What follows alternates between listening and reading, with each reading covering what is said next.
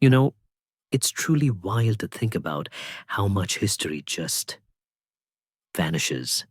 Like, there are entire civilizations, monumental empires, that simply faded into the desert sands, leaving behind only whispers and a few broken pots. And isn't it strange to consider that some of the most profound shifts in human society, like the very first empires, are shrouded in more mystery than a magician's stage act? We often talk about ancient Egypt or Rome with such familiar ease, yet the very foundations upon which those later giants stood are far more elusive, hidden beneath layers of time and dust.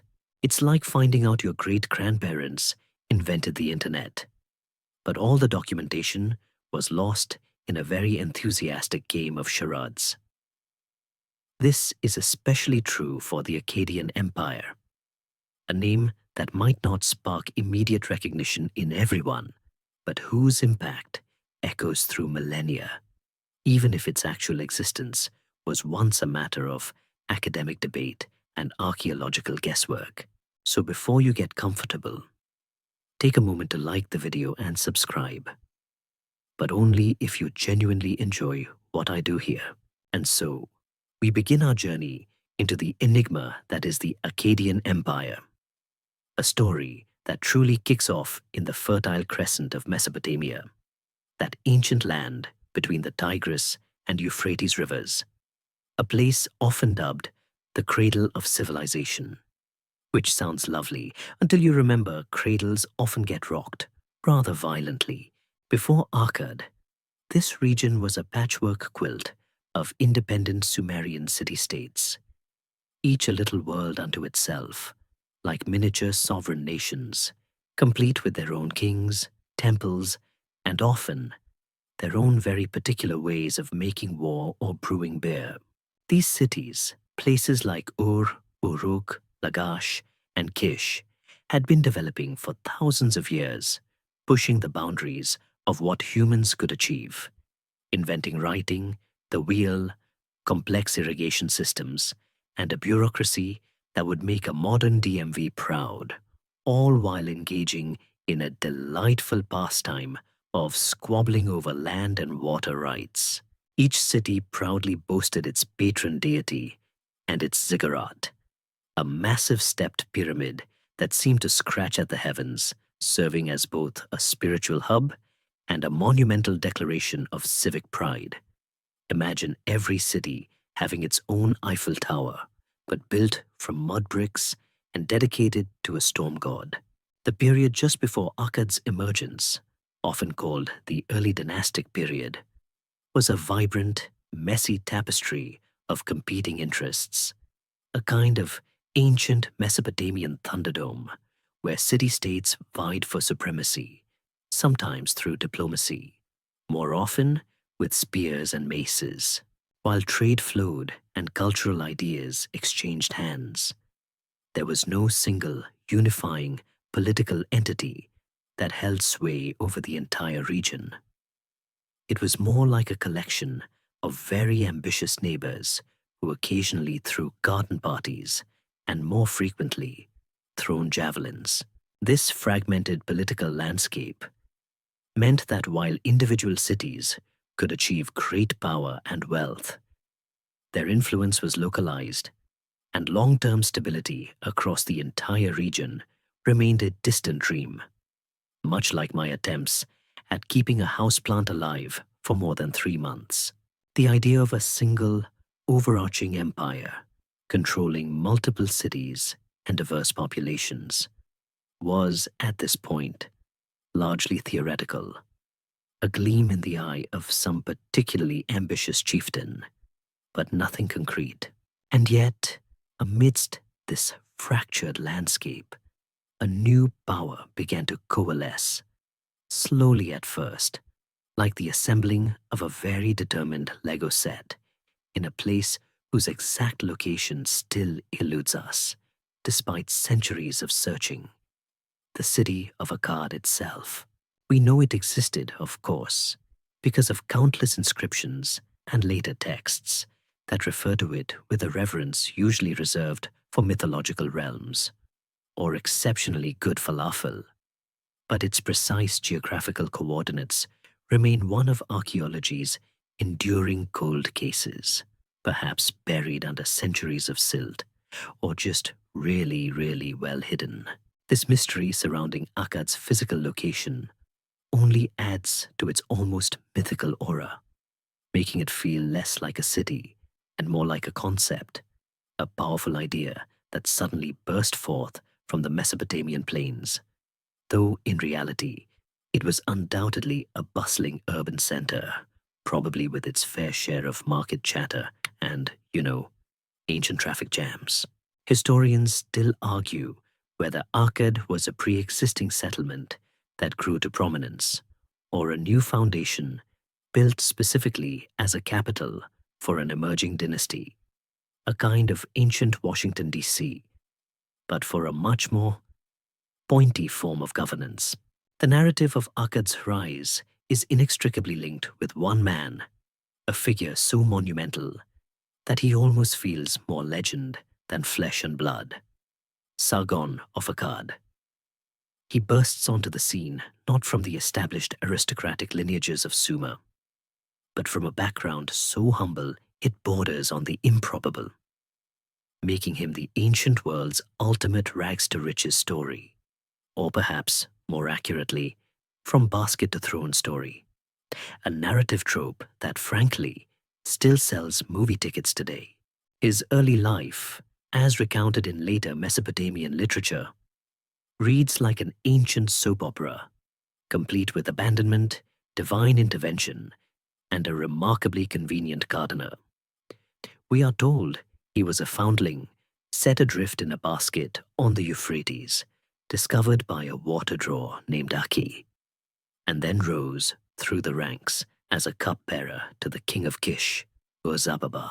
This part of the story, while undoubtedly embellished over centuries to elevate Sargon's status and legitimize his rule, contains elements that ring true to the precarious and often brutal nature of power in early Mesopotamia.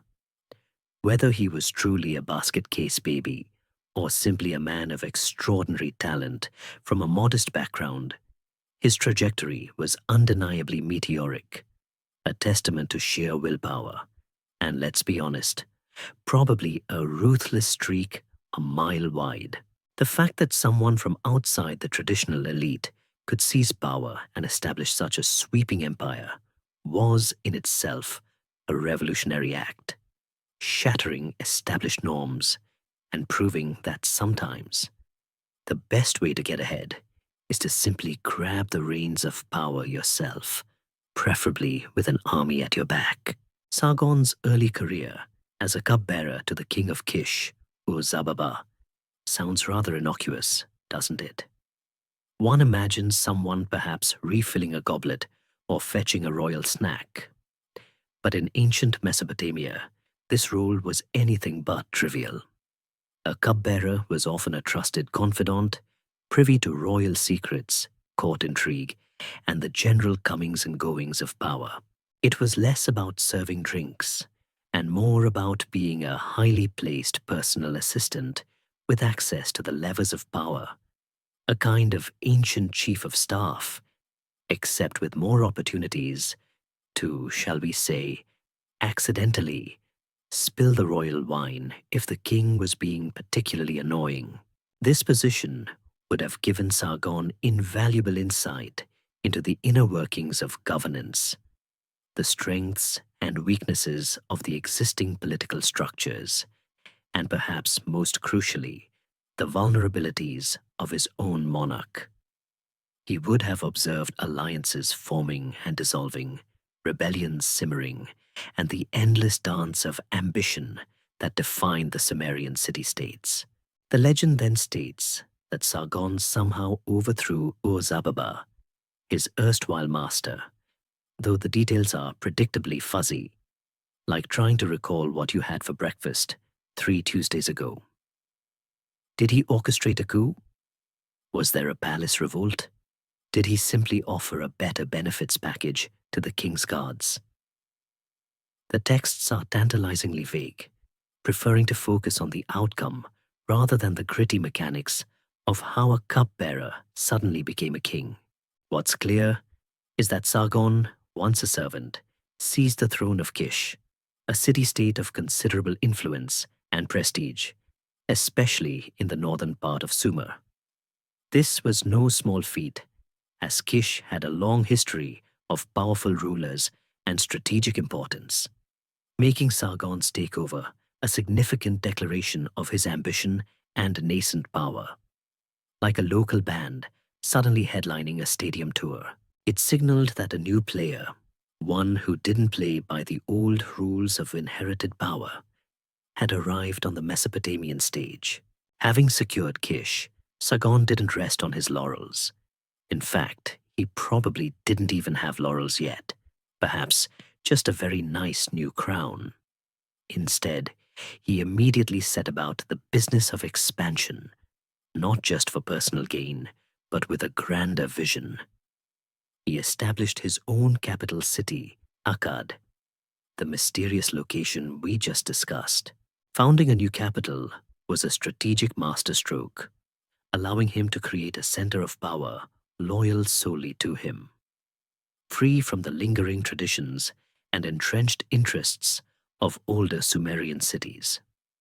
It was a blank slate upon which he could begin to sketch the outline of his unprecedented empire.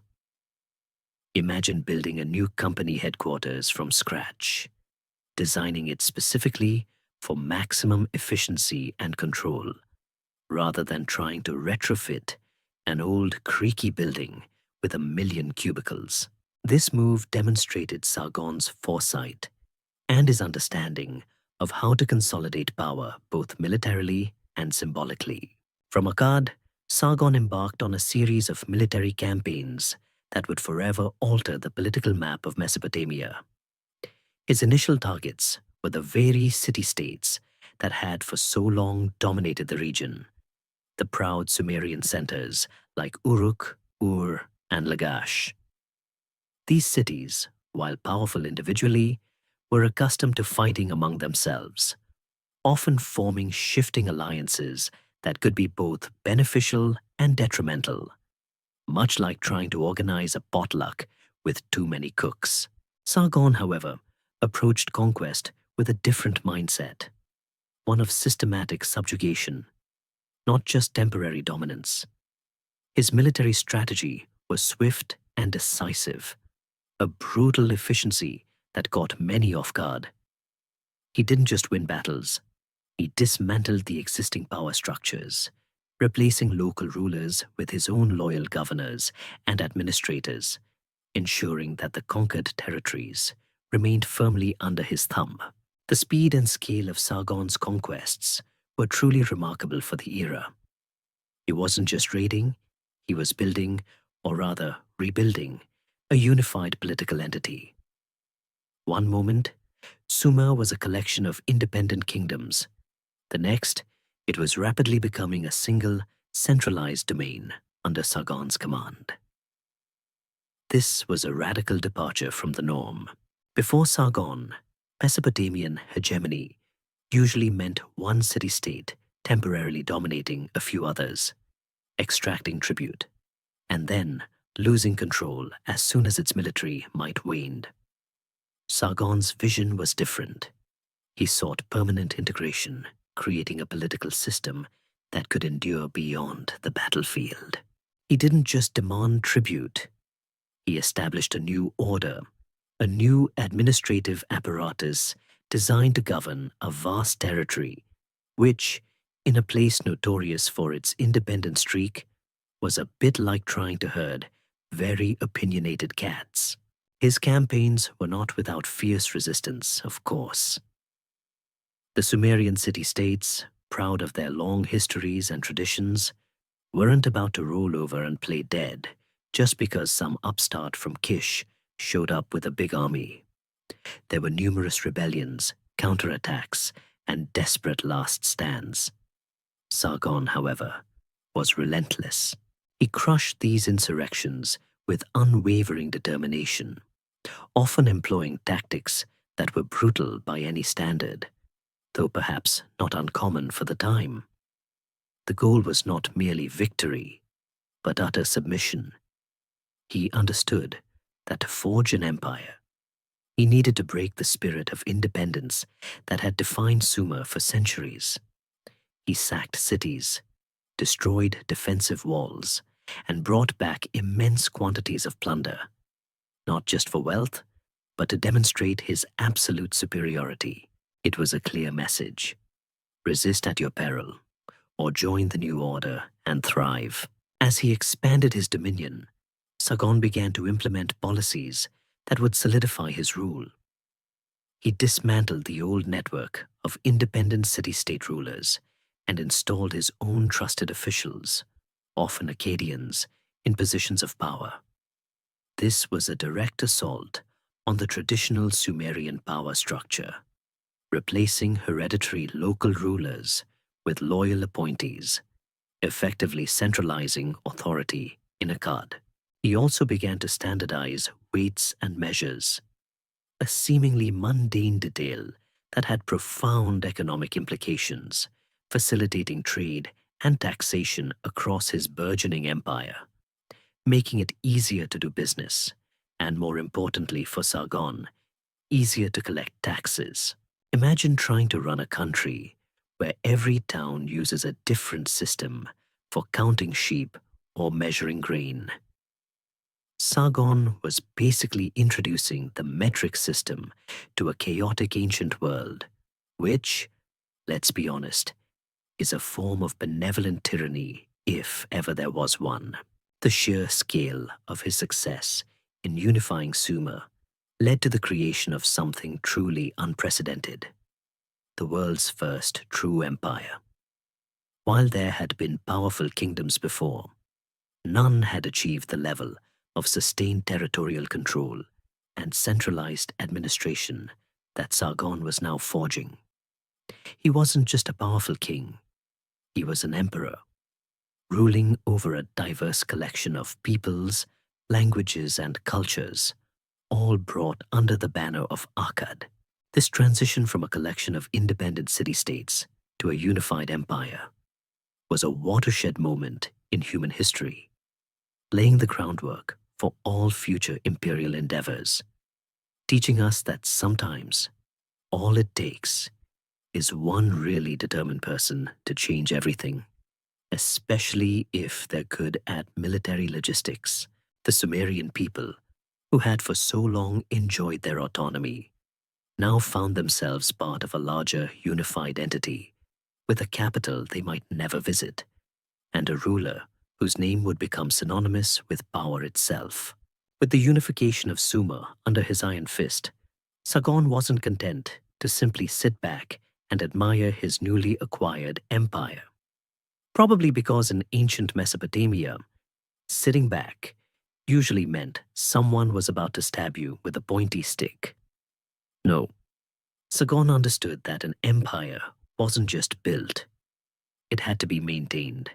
And that required a whole new level of organizational genius, far beyond simply conquering cities.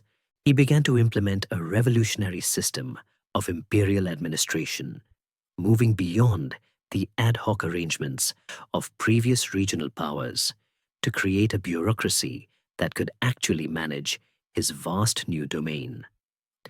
This was like upgrading from a local corner shop to a multinational corporation, and Sargon was suddenly the CEO, COO, and head of HR, all rolled into one impressively bearded package. One of Sargon's most crucial administrative innovations was the establishment of a centralized governmental structure. Before him, power was largely decentralized, residing with individual city-states and their local rulers. Sargon flipped that script. He appointed loyal governors, often chosen from his inner circle of Akkadian confidants, to oversee each conquered region. These governors weren't merely local figureheads.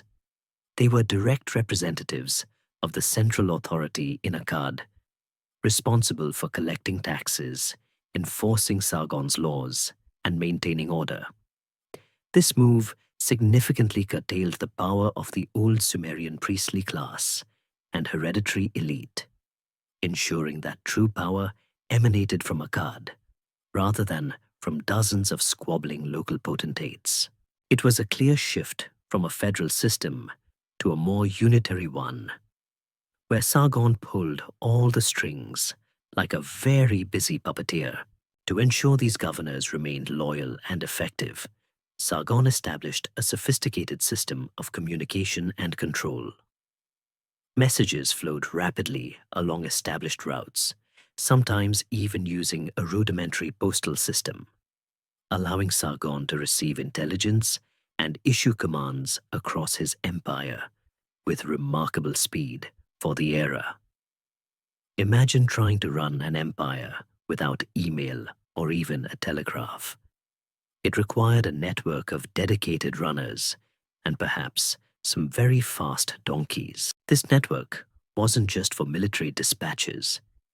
It facilitated the flow of information on harvests, trade, and potential unrest, giving Sargon a bird's-eye view of his vast territories.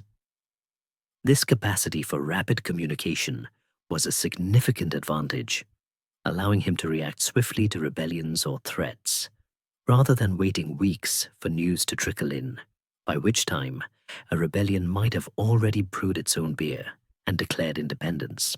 Furthermore, Sargon understood the importance of economic integration for imperial stability. He didn't just conquer territories. He sought to bind them together economically.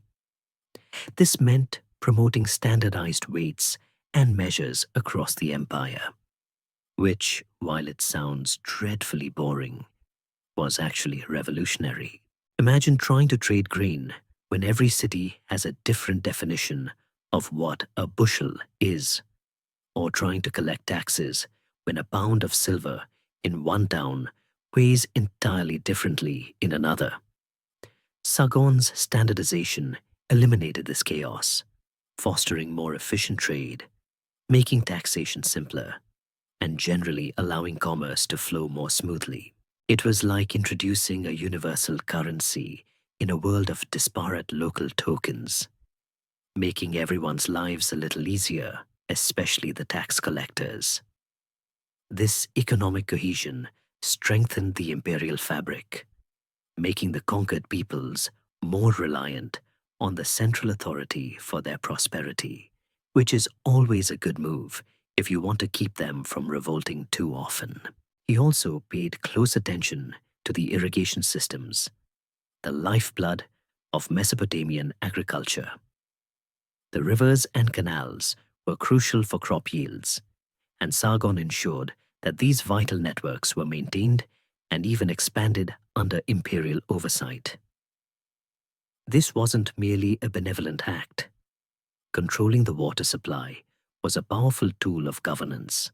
It allowed Akkad to ensure food security for its growing population and, implicitly, to exert leverage over regions that depended on imperial management of these resources. After all, nobody wants to rebel against the guy who controls the water tap, especially in a place where water is literally life. This careful management of resources underscored Sargon's practical approach to empire building, demonstrating that he understood the fundamental needs of his subjects and how to leverage them for his own strategic advantage. Sargon also understood the power of ideology and symbolism. He didn't just rule by force. He cultivated a powerful image of himself as a divinely sanctioned ruler, chosen by the gods to bring order and prosperity to the land, while later rulers, particularly his grandson Naram-Sin, would take this much further. Sargon laid the groundwork for the concept of the King of the Four Quarters of the World, a title that projected universal dominion and an authority that transcended mere regional kingship. He promoted the Akkadian language alongside Sumerian, particularly in administrative and official contexts, gradually elevating its status and further integrating the conquered territories into the Akkadian cultural sphere. This was a subtle but powerful form of cultural assimilation, teaching everyone to speak the emperor's language, which, let's be honest, makes giving orders much easier. One fascinating aspect of Sargon's administration was his reported creation of a standing army, a professional military force loyal directly to him, rather than relying on levies from individual city-states. While the exact size and permanence of this force are debated by scholars, the concept itself was groundbreaking. Prior to this, armies were often temporary gatherings of citizens or tribal levies, assembled for specific campaigns and then disbanded. A standing army, however, represented a constant projection of power, a ready force to suppress rebellions, defend borders, and conduct further conquests. This allowed Sargon to maintain continuous control over his vast territory and project force outwards, securing trade routes and deterring potential enemies. It was like having a permanent security detail for your entire country, which, for a fledgling empire, was an absolute game-changer. This administrative sophistication was truly what set the Akkadian Empire apart. It wasn't just a powerful kingdom, it was an integrated state with a clear hierarchy, centralized decision-making, and mechanisms for control that extended far beyond the immediate reach of the capital. Sargon's genius lay not just in his military prowess, but in his understanding that true power lay in structure and organization, in creating a system that could outlast any individual king. Historians still argue whether Sargon's administrative apparatus was entirely novel, or if he merely perfected existing Sumerian concepts on a grander scale. But there's no denying the scale and effectiveness of his centralized governance. He basically built the blueprint for future empires, showing everyone how to effectively manage a really big, diverse, and often grumpy population, a feat that would make any modern CEO green with envy. His rule laid the bedrock for generations of Mesopotamian power, proving that even in a chaotic world, order could be imposed if you just had enough determination and, presumably, a very large army. To truly understand the formidable nature of the Akkadian Empire under Sargon, we must delve into the very sinews of its power, his military machine. This wasn't just a collection of brave warriors. It was an organized, disciplined, and remarkably effective fighting force, a true innovation in ancient warfare that set Sargon apart from his predecessors. Before Sargon, armies in Mesopotamia were often composed of citizen militias, levied from the populace when needed for defense or short campaigns, and then disbanded. Imagine your local knitting circle suddenly being called up for military service. It might work for a quick skirmish, but probably not for sustained conquest. Sargon, however, pioneered the concept of a professional standing army, a force that was continuously trained, equipped, and maintained, loyal directly to him, not to their local city or temple. This professionalization of the military meant several things. Firstly, it allowed for specialized training. Akkadian soldiers weren't just farmers with spears. They were drilled in formations, tactics, and the use of various weapons. This elevated their effectiveness significantly over less organized opponents. Think of it like the difference between a neighborhood soccer team and a professional league club. Both play the game, but one is clearly operating on a different level of skill and coordination. Sargon's army was capable of executing complex maneuvers, maintaining discipline under pressure, and enduring prolonged campaigns, something that would have been a significant challenge for less cohesive forces. Secondly, A standing army provided Sargon with unprecedented flexibility and reach. He didn't have to wait for city-states to raise their levies or for farmers to finish their harvest before embarking on a campaign. His forces were always ready, allowing for rapid deployment and surprise attacks. This speed of response was a major factor in his ability to crush rebellions swiftly and extend his dominion far beyond the traditional Sumerian heartland. He could project power outward, securing trade routes, raiding distant lands for resources, and deterring potential invaders, transforming his empire from a defensive entity into an aggressively expansionist one.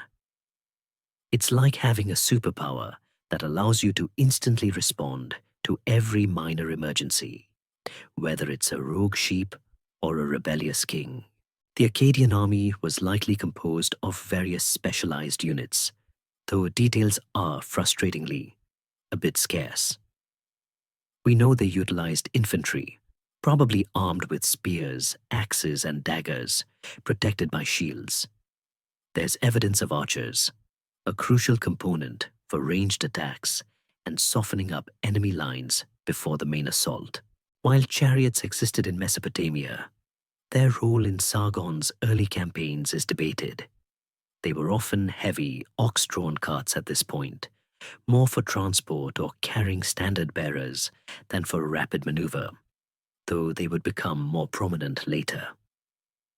The key, however, wasn't just the individual weapons, but the tactical deployment of these forces. Sargon likely employed combined arms tactics, using archers to disrupt enemy formations before his disciplined infantry charged. Archaeological evidence and later artistic depictions, like fragments of victory steles, give us glimpses into the Akkadian military's appearance and gear. Soldiers are often depicted with a distinctive metal helmet, sometimes with horns, though these might have been ceremonial or for high-ranking individuals. They wore simple tunics, and their primary protection would have been large shields. The uniformity, even if idealized in art, suggests a deliberate effort towards standardization in equipment, another hallmark of a professional army. This also served a psychological purpose. A disciplined, uniformly equipped force would have presented a formidable and intimidating sight to less organized opponents, making them think twice before challenging Akkad's might. Sargon's military campaigns were not confined to Mesopotamia proper. He famously pushed his armies far beyond the traditional boundaries of Sumer and Akkad. He campaigned extensively in Elam to the east, a powerful neighbor that had frequently clashed with Sumerian city-states. He also led expeditions to the west, reaching as far as the Cedar Forest, likely modern Lebanon, and the Silver Mountains, probably parts of Anatolia, though the extent of sustained control over these distant lands is debated.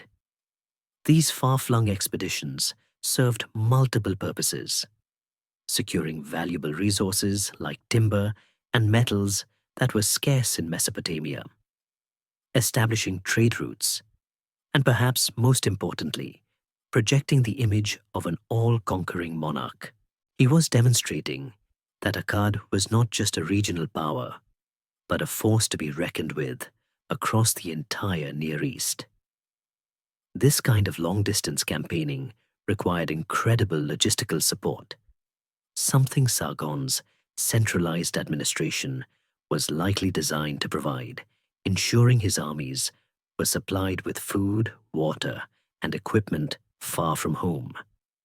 No easy feat when your supply chain involves literal donkeys.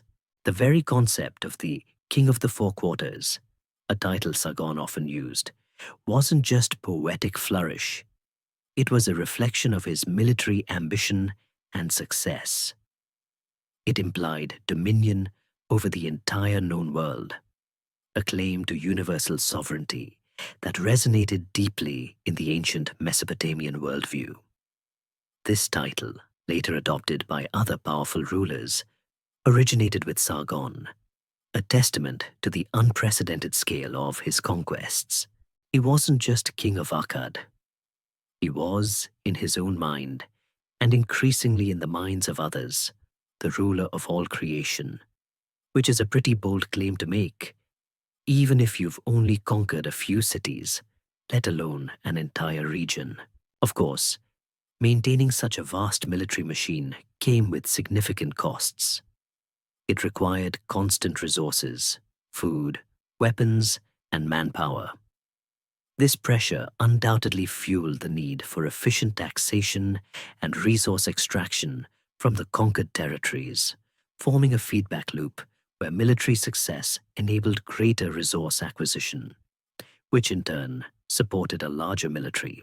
This constant demand for resources and tribute would become a recurring theme in the history of the Akkadian Empire, a double-edged sword that enabled its power but also sowed the seeds of discontent among its subjects.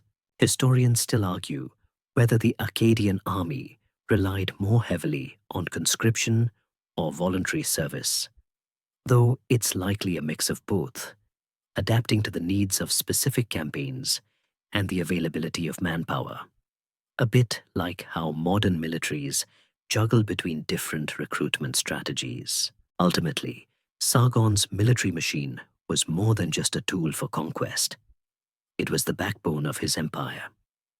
It was the means by which he forged his vast dominion, suppressed dissent, and projected his authority across a diverse and often hostile landscape. It was a symbol of his power, a testament to his tactical genius, and a terrifying reminder to anyone who dared to challenge the first true emperor in history. The roar of the Akkadian army, with its disciplined formations and relentless advance, must have been a truly fearsome sound, echoing across the Mesopotamian plains, marking the arrival of a new era of centralized power and unprecedented imperial ambition. And let's be honest, few things are as persuasive as a well-organized army, especially when they're knocking on your city gates with very large axes.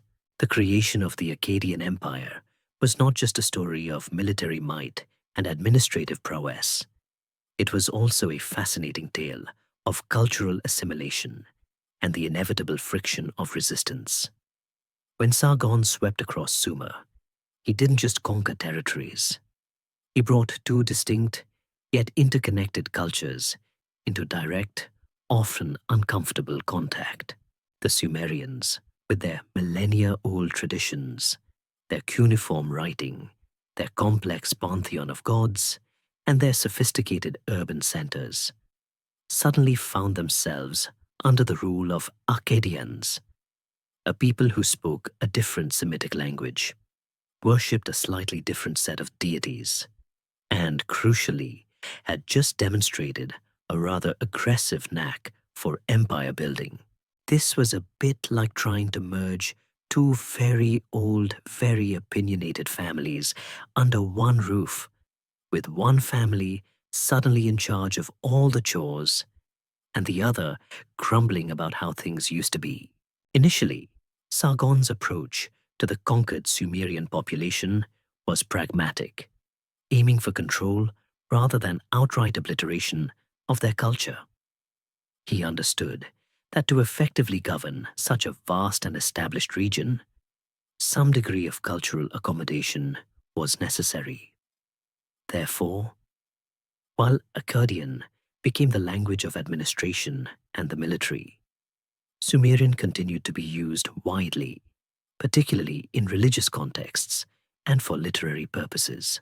It was a kind of bilingual empire, with official decrees often appearing in both languages, a practice that helped to ease the transition and maintain some semblance of continuity for the conquered populace. Imagine a modern country where official documents are published in both English and, say, Klingon, just to make sure everyone feels included. Even if one language is clearly dominant, This linguistic duality also meant that scribes had to be proficient in both, fostering a fascinating intellectual exchange and preservation of Sumerian literary traditions. However, beneath this veneer of pragmatic coexistence, there were significant efforts at cultural integration and implicitly Akkadianization. Sargon and his successors promoted the worship of Akkadian deities, particularly Ishtar, the goddess of war and love, and Shamash, the sun god, alongside or sometimes even above the traditional Sumerian pantheon. Temples dedicated to Akkadian gods were established in Sumerian cities, and Akkadian religious festivals gained prominence. This wasn't necessarily an aggressive suppression of Sumerian religion, but rather an elevation of Akkadian religious practices, aiming to weave a common religious fabric that bound the empire together under Akkad's spiritual authority.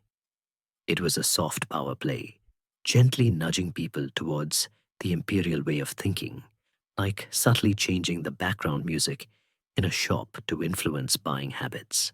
Furthermore, Sargon began to appoint Akkadians to key administrative and religious positions within the conquered Sumerian cities.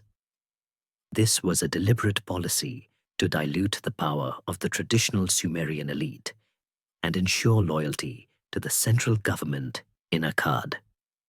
Sumerian city governors, priests, and military commanders were gradually replaced by Sargon's trusted appointees, or at least had their authority significantly curtailed.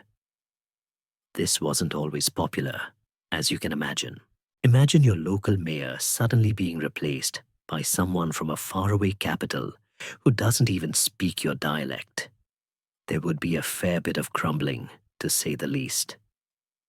This top-down imposition of Akkadian personnel aimed to create a unified administrative structure, but it also inevitably generated resentment among the displaced Sumerian aristocracy and populace.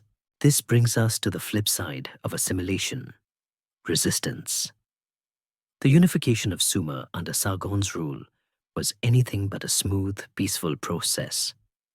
The independent Sumerian city-states, proud of their centuries-old autonomy, did not willingly submit to Akkadian dominance. Rebellions were frequent and often brutal, erupting across the empire like a persistent rash. These were not mere skirmishes. They were often widespread insurrections, sometimes involving multiple city-states banding together in a desperate attempt to reclaim their sovereignty. Sargon and his successors spent considerable time and resources quelling these uprisings, indicating the persistent spirit of defiance among the conquered populations. It was a constant game of whack-a-mole, where every time one rebellion was crushed, another seemed to pop up somewhere else, usually with a freshly sharpened stick.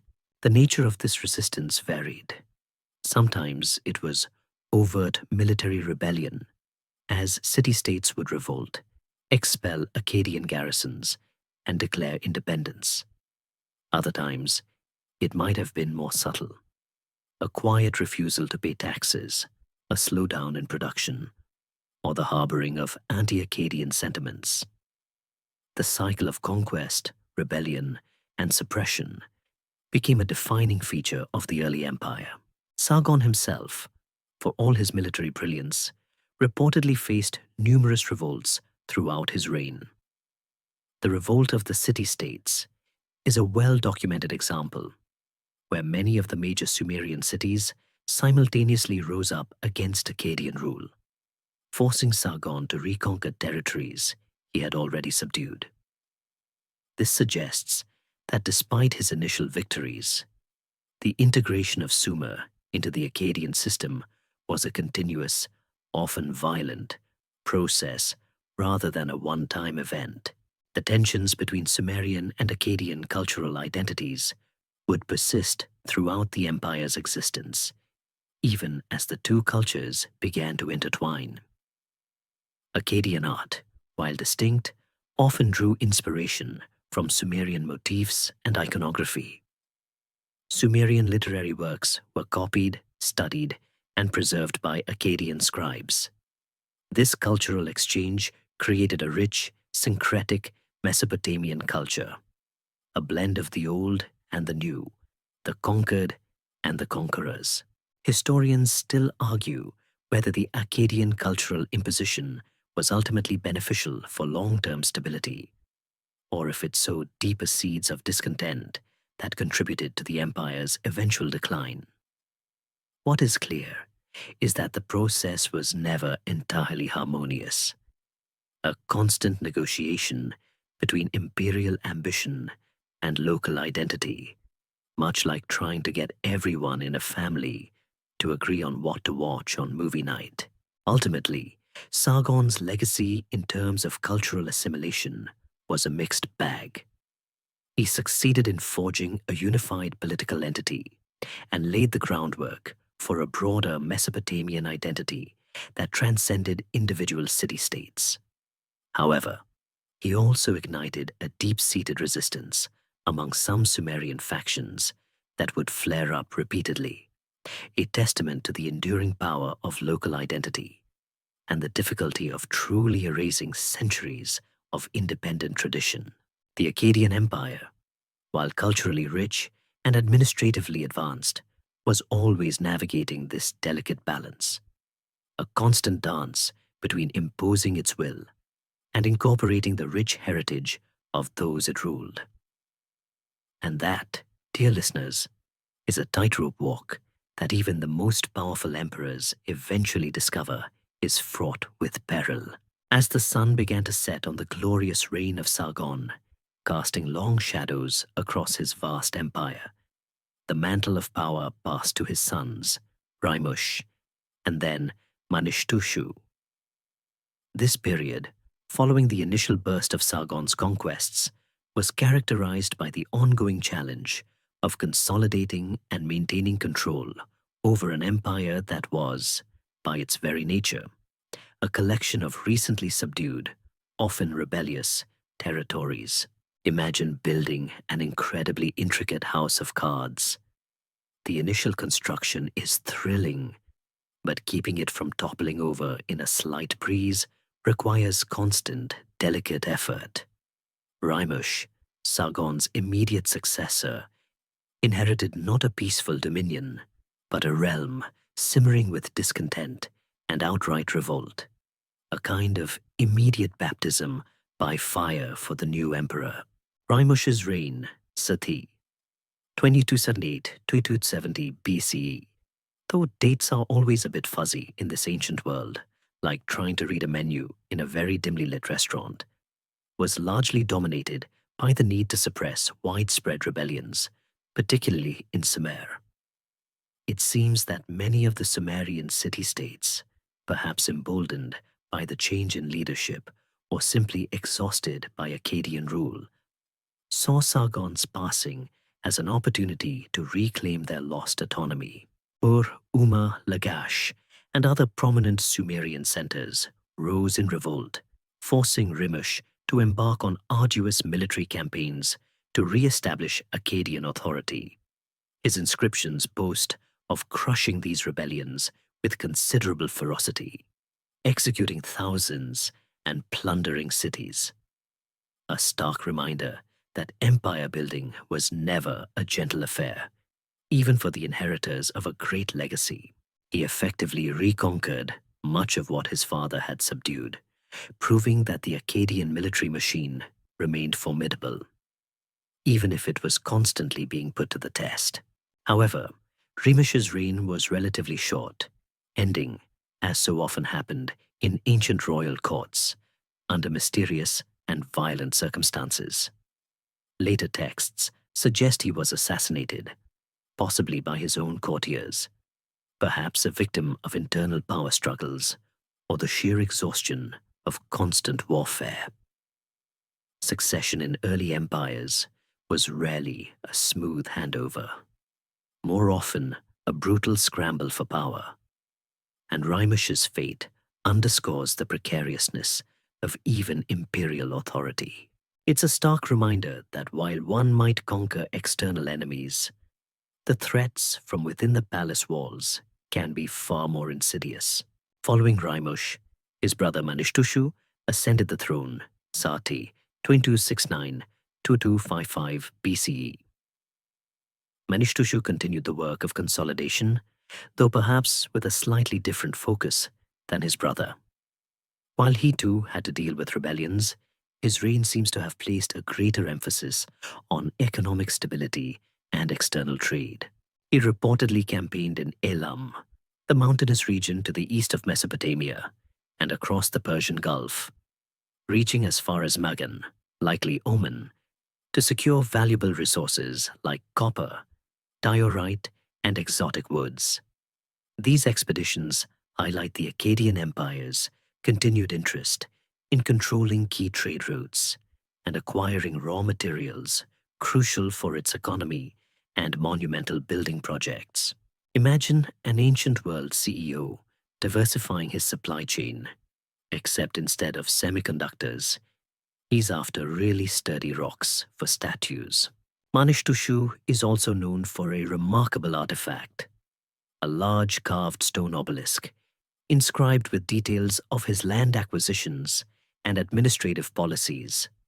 This obelisk of Manishtushu provides invaluable insight into the economic workings of the empire, detailing how he purchased large tracts of land, possibly to consolidate royal holdings or to reward loyal officials. It speaks to a sophisticated land management system and an active royal involvement in the agricultural economy. Such an inscription also served as a powerful propaganda tool, showcasing the king's wealth, generosity, and control over resources, effectively saying, "Look at all this land I just bought. Don't even think about messing with me." However, it was under Naram Sin, Sargon's grandson and Manishtushu's son, that the Akkadian Empire reached its zenith, achieving its greatest territorial extent and experiencing a period of unparalleled cultural and artistic flourishing. Naram Sin's reign, c. 2254-2218 BCE, represents a pivotal moment in Mesopotamian history, not just for the empire's power, but for the profound shift in royal ideology that he pioneered. He wasn't just a powerful king. He was something new, something unprecedented in the ancient world. Naram Sin inherited a still unstable, yet fundamentally powerful, empire. The rebellions under his father and uncle had been suppressed, but the underlying tensions remained. Naram Sin, however, possessed an even grander vision than his predecessors, a vision that pushed the boundaries of traditional Mesopotamian kingship. He was not content to be merely king of Akkad, or even king of the Four Quarters. Naram Sin aimed for something far more audacious: divinity. He became the first Mesopotamian ruler to explicitly claim to be a living god, adorning his name with the determinative for divine, a star symbol typically reserved for deities. This was a radical departure from established norms, where kings were seen as divinely appointed or favored by the gods, but never gods themselves. It was like a pop star declaring themselves a new genre of music.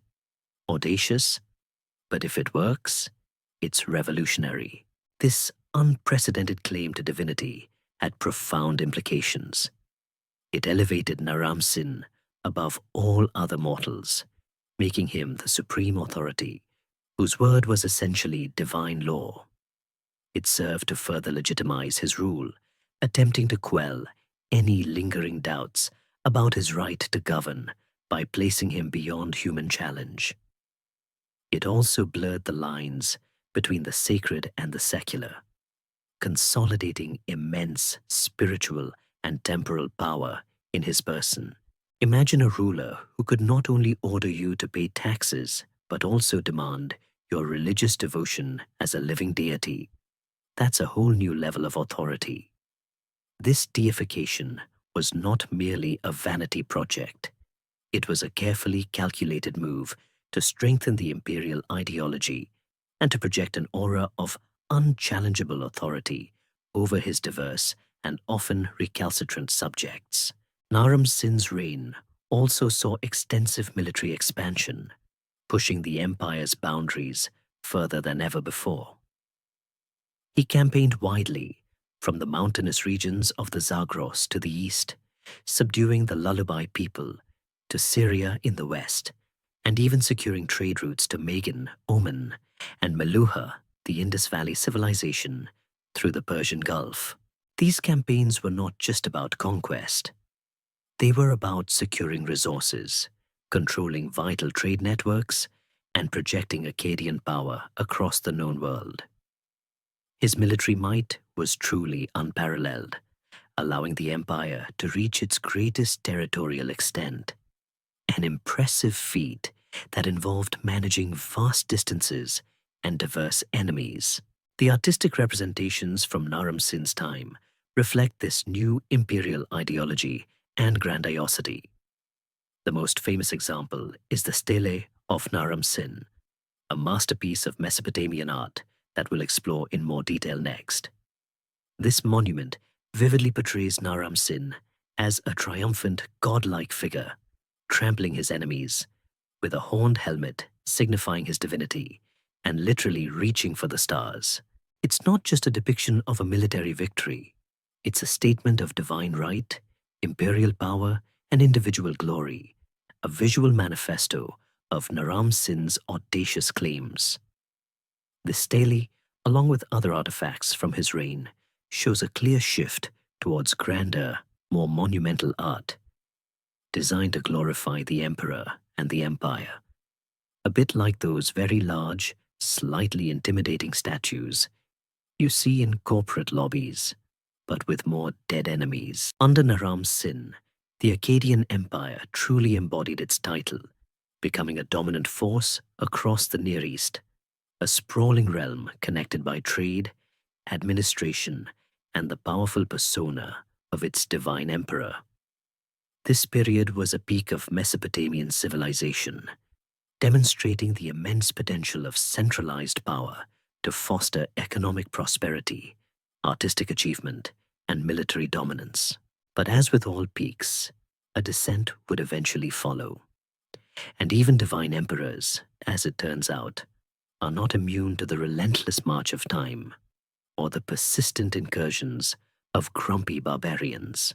When we consider the high water mark of the Akkadian Empire, it is impossible to overlook the reign of Naram Sin, Sargon's grandson, whose ambition and achievements propelled Akkad to its absolute zenith. He wasn't just a king.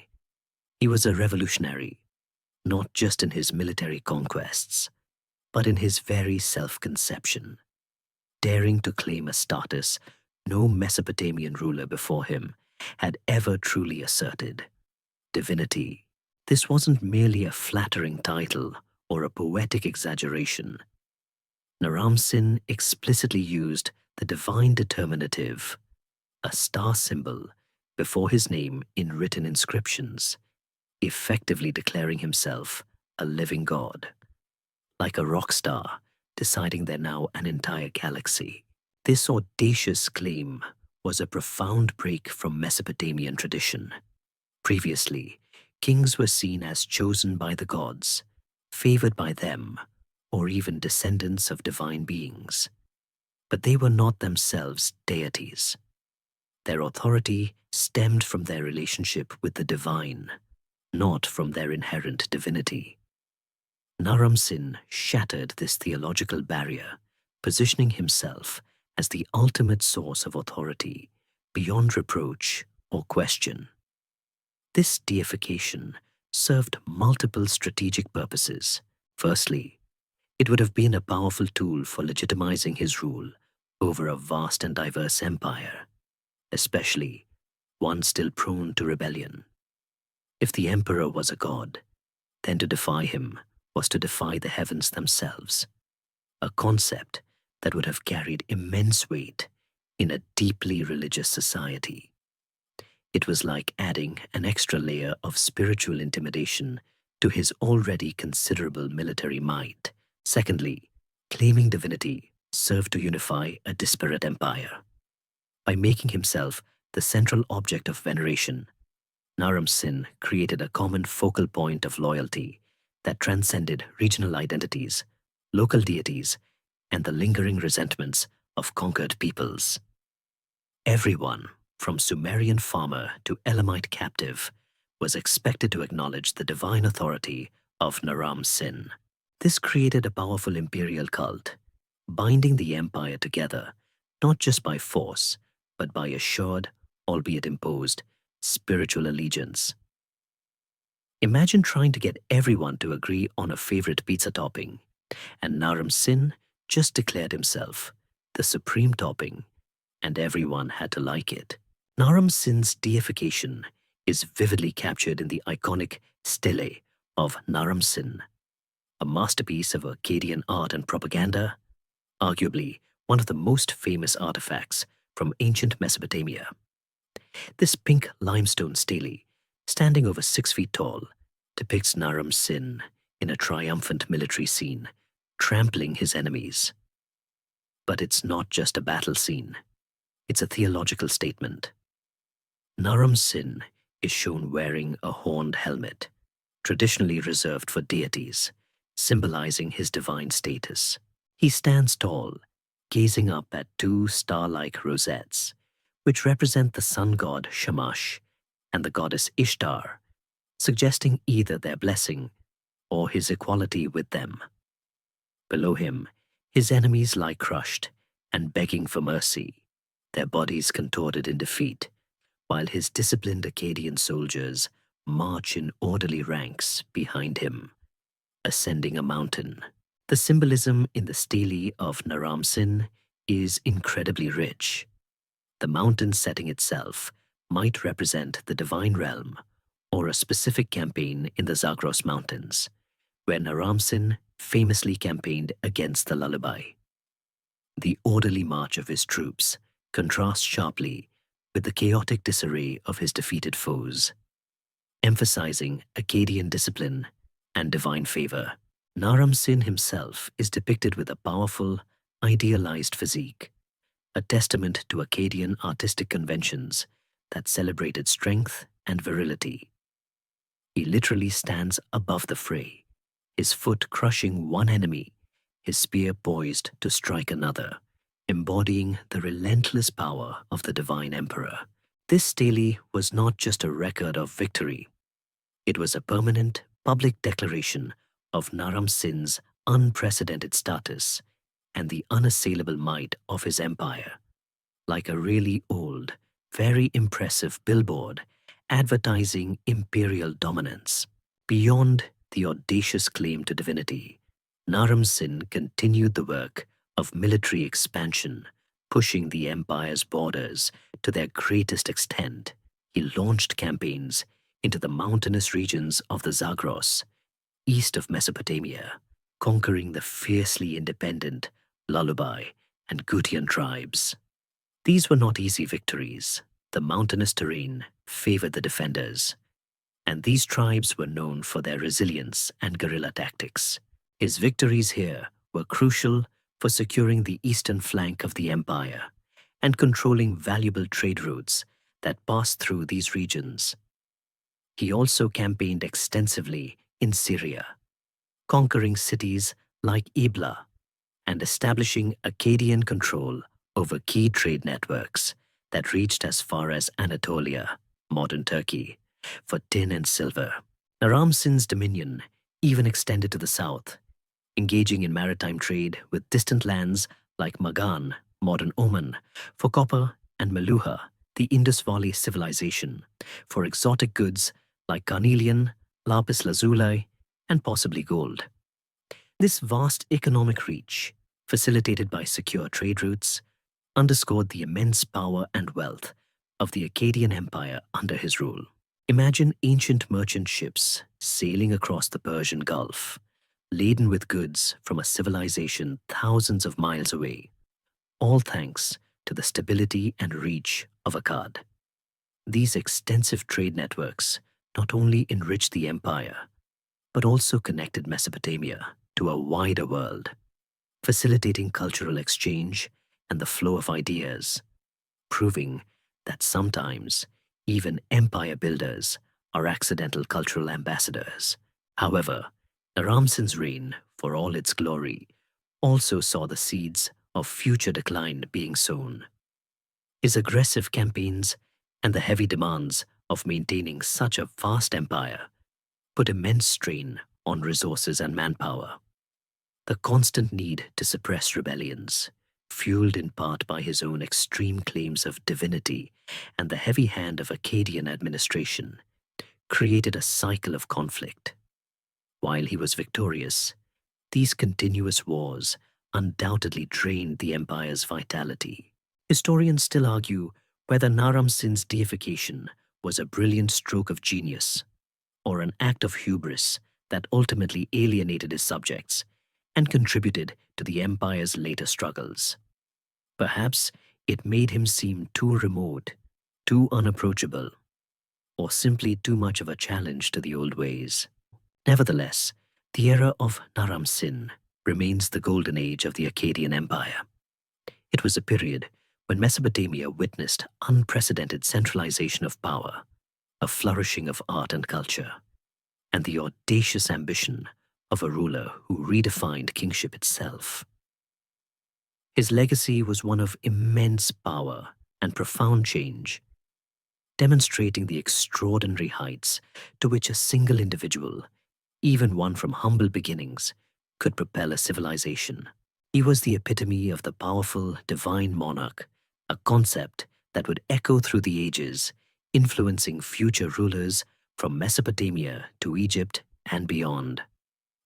But even divine emperors, as we know, eventually face challenges that test the very foundations of their power and the world they created. Beyond the grand military conquests and the audacious claims of divine kingship, the Akkadian Empire under Sargon, and particularly Naram-Sin, was also a period of remarkable economic innovation and expansion of trade networks. While we often focus on the clash of swords and the rise and fall of kings, the daily lifeblood of any empire flows through its markets, its farms, and its trade routes. Much like the relentless hum of commerce you hear even in the smallest modern towns. The Akkadians understood this implicitly, transforming the localized economies of the Sumerian city-states into a vast, interconnected imperial system, a kind of ancient economic superhighway that facilitated the flow of goods, resources, and wealth. One of the foundational aspects of this economic prosperity was agriculture. Mesopotamia, the land between the rivers, was incredibly fertile, relying on the annual floods of the Tigris and Euphrates, managed by sophisticated irrigation systems that had been developed over millennia by the Sumerians. The Akkadians continued and even expanded these systems, recognizing that a stable food supply was paramount for feeding their growing population, their vast armies, and the urban centers of the empire. Controlling these vital waterways and ensuring efficient distribution of agricultural produce was a key administrative function, allowing the central government to collect vast amounts of grain and other foodstuffs as taxes, which could then be redistributed or stored to prevent famine. Imagine the logistics of managing an empire-wide agricultural system without computers or even proper maps. It required meticulous record-keeping and a formidable bureaucracy. However, Mesopotamia was notoriously poor in essential raw materials. Timber, metals, like copper, tin, and silver, and precious stones were all scarce. This geographical reality meant that trade was not just beneficial, but absolutely vital for the empire's survival and prosperity. The Akkadians, therefore, invested heavily in securing and controlling long-distance trade routes. They expanded upon existing Sumerian trade networks, transforming them into imperial arteries that supplied Akkad with the resources it desperately needed for tool production, weapons manufacturing, monumental building projects, and luxury goods for the elite. It was a bit like a modern nation relying on global supply chains, except instead of container ships, they had very brave merchants and their donkey caravans. To the east, the Akkadian Empire engaged in extensive trade with Elam and the Iranian plateau, obtaining tin, silver, and various minerals. Tin, in particular, was crucial, as it was a key component in producing bronze, the superior metal of the age. Controlling the flow of tin meant control over advanced metallurgy, giving the Akkadian military a significant advantage. To the west, expeditions reached into Syria and Anatolia, modern Turkey, securing timber from the cedar forests of Lebanon and silver from the Anatolian mines. The famous campaigns of Naram Sin in these regions were as much about securing these valuable resources as they were about military glory. Perhaps the most impressive aspect of Akkadian trade was its maritime connections via the Persian Gulf. Akkadian ships sailed to distant lands in what is now the Arabian Peninsula and beyond. They traded with Magan, modern Oman, for copper, a fundamental metal for tools and weapons, and diorite, a hard stone used for monumental statues and votive objects. Even more astonishing were the connections with Meluha, widely believed to be the Indus Valley civilization, located in present-day Pakistan and India. From Meluha, the Akkadians acquired exotic goods like carnelian beads, lapis lazuli, a vibrant blue stone, and possibly cotton and even gold. The discovery of Akkadian seals in Indus Valley sites and Indus seals in Mesopotamian sites provides tangible evidence of this remarkable long-distance maritime commerce. Imagine the bravery of those ancient sailors venturing into unknown waters, relying on winds and rudimentary navigation, all to bring back goods that adorn the palaces and temples of Akkad. The empire also implemented measures to facilitate and regulate this extensive commerce. The standardization of weights and measures mentioned earlier was a crucial economic innovation. By ensuring that a mina of silver or a gur of grain meant the same thing across the empire. It eliminated confusion, reduced fraud, and made large-scale trade and taxation far more efficient. This created a more predictable and trustworthy economic environment, encouraging merchants to conduct business across greater distances. It was the ancient world's version of a universally accepted currency and quality control, making transactions smoother for everyone involved, except perhaps for those who preferred the chaotic, unregulated market for their dubious dealings. Moreover, the central administration likely played a significant role in financing and organizing large-scale expeditions, both military and commercial. The palace and temple complexes acted as major economic centers, accumulating wealth and redistributing resources, effectively functioning as central banks and distribution hubs. Royal inscriptions often boast of the vast amounts of tribute and plunder brought back to Akkad, filling its coffers and fueling its ambitious projects. This centralization of economic power allowed for the mobilization of resources on a scale previously unseen, enabling the construction of monumental public works and the maintenance of a powerful army. The prosperity brought by these economic innovations and vast trade networks undeniably contributed to the flourishing of Akkadian culture and art. Wealth from trade meant more resources for artisans, sculptors, and architects, leading to the creation of the masterpieces we admire today. It also supported a growing class of scribes, administrators, and specialized laborers, further cementing the empire's complex social and economic structure.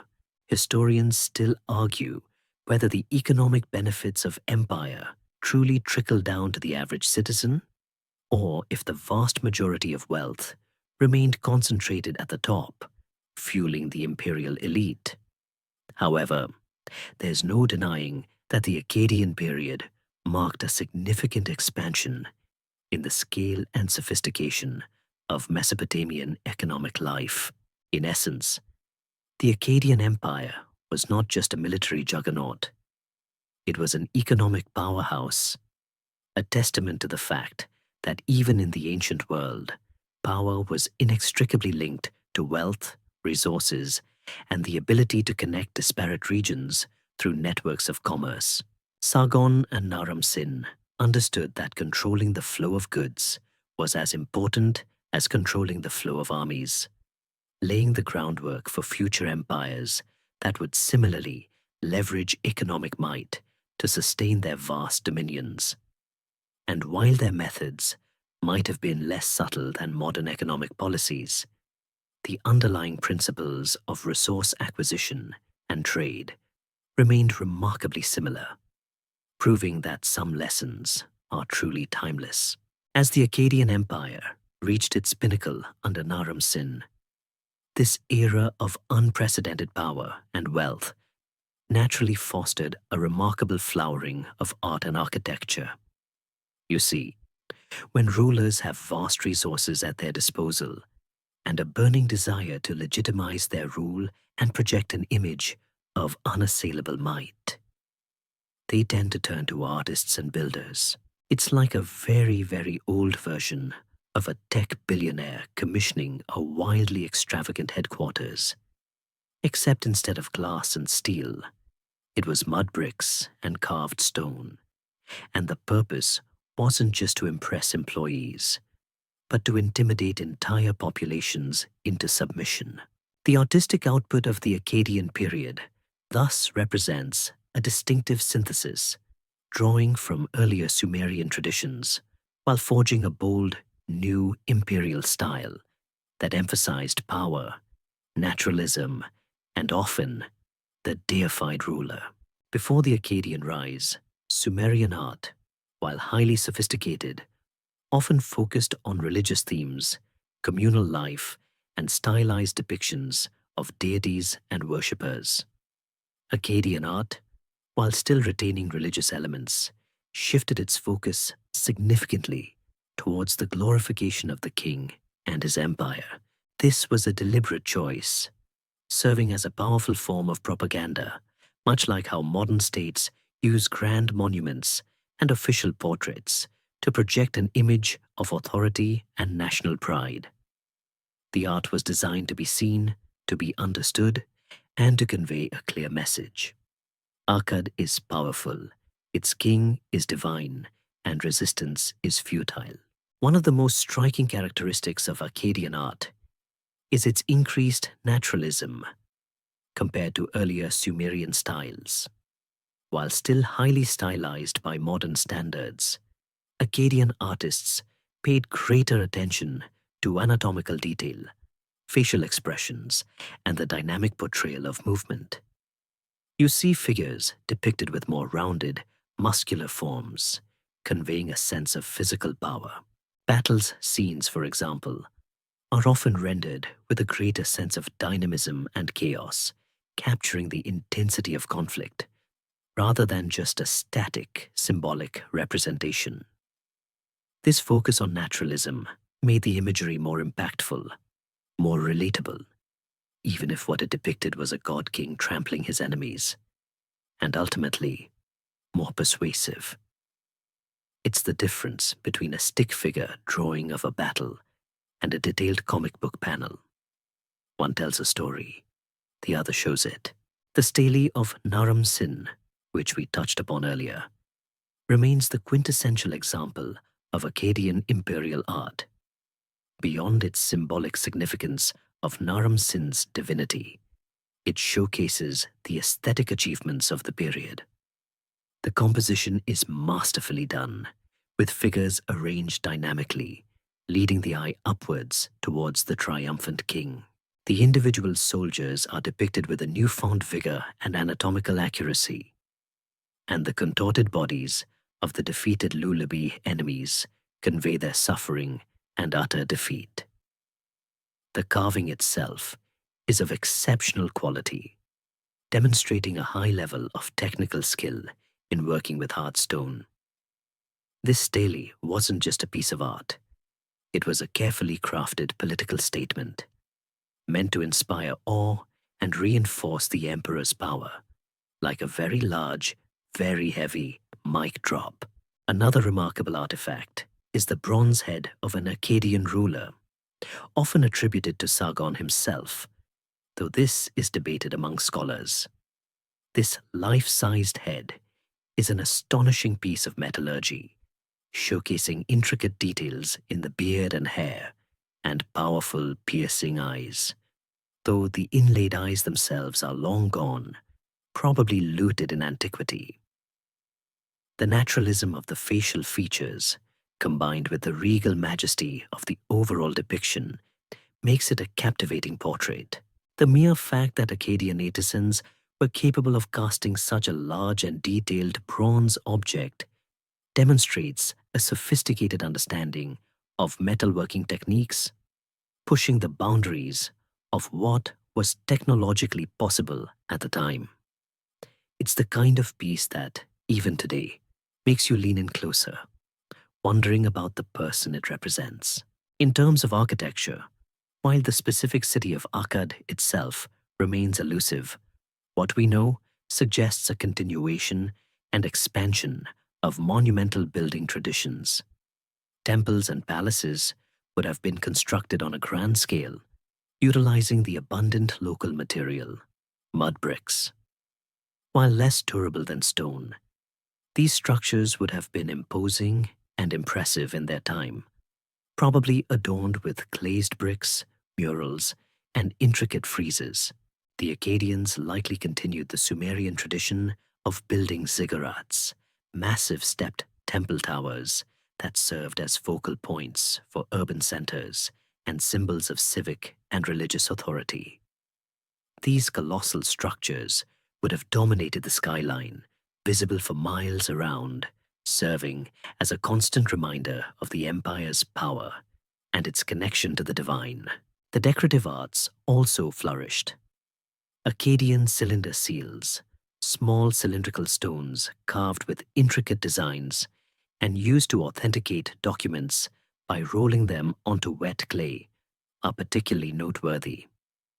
These seals often depicted mythological scenes, religious rituals, and increasingly, scenes of the king battling mythical beasts or performing heroic feats. The craftsmanship on these tiny objects is often breathtaking, demonstrating the skill of Akkadian artists even on a miniature scale. The stories they tell, often heroic and grand, reflect the prevailing imperial ideology and the emphasis on the king's heroic qualities. It's like having tiny, highly detailed action movies on your official paperwork. The artistic and architectural developments of the Akkadian period had a lasting impact on subsequent Mesopotamian civilizations. The emphasis on royal iconography, the increased naturalism, and the grand scale of monumental art influenced later Assyrian and Babylonian artistic traditions. The concept of the heroic king, depicted in art, often battling forces of chaos or standing as an intermediary between humanity and the divine, became a recurring motif that would echo for centuries. Historians still argue whether Akkadian art truly represented a break from Sumerian traditions or a natural evolution. But there's no denying its distinctive character and its powerful role in projecting imperial authority. This cultural flourishing wasn't just about aesthetics. It was deeply intertwined with the empire's political and economic structures. The wealth generated from expanded trade and efficient administration provided the resources for these ambitious artistic and architectural projects. The artists and craftsmen often working under royal patronage, were an integral part of the imperial machinery, creating visual narratives that reinforced the power and legitimacy of the Akkadian rulers. It was a symbiotic relationship. The empire provided the means, and the art provided the message, solidifying Akkad's place not just as a military giant, but as a cultural innovator that left an indelible mark on the artistic landscape of the ancient Near East. So, while we can't visit the actual city of Akkad, the art it produced speaks volumes about the ambition, power, and surprising artistic sophistication of this pioneering empire. Beyond the imposing steles and the awe-inspiring bronze heads, one of the most significant and enduring legacies of the Akkadian Empire, often overlooked in favor of more dramatic tales of conquest, was the profound impact and widespread adoption of the Akkadian language. This wasn't merely a dialect. It was a distinct Semitic language, different from the Sumerian isolating language that had dominated Mesopotamia for millennia. The rise of Akkad meant the rise of Akkadian, not just as the language of the ruling elite, but as a lingua franca across a vast geographical area, laying the groundwork for its dominance in the Near East for centuries to come.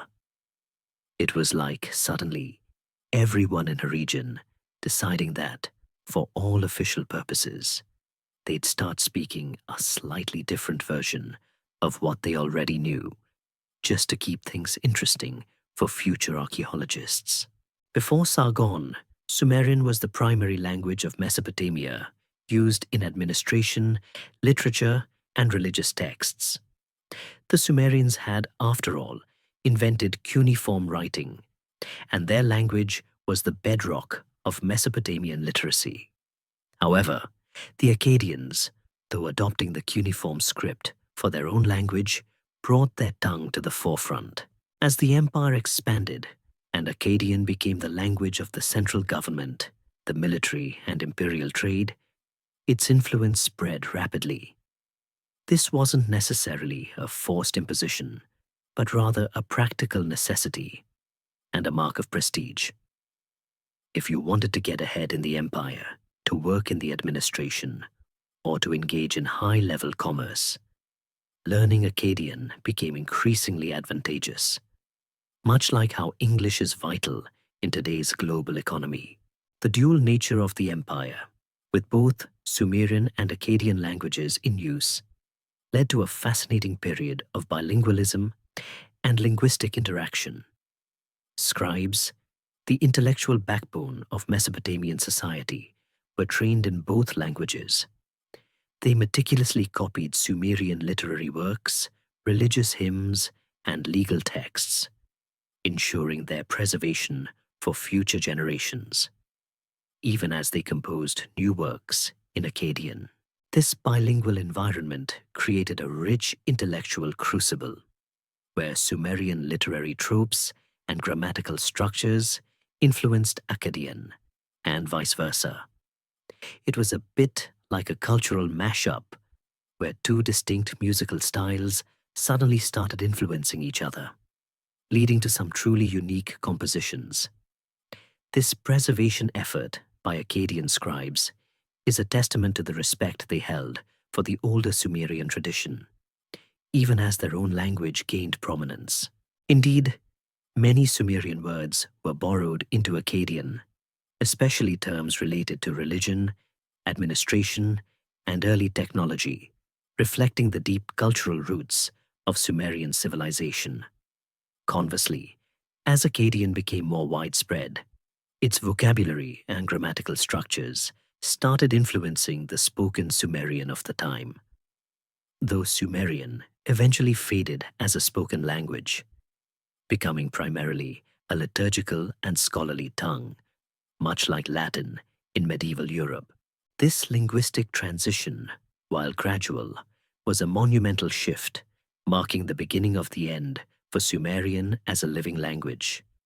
A slow, gentle sunset for a language that had once been the sole voice of Mesopotamian civilization.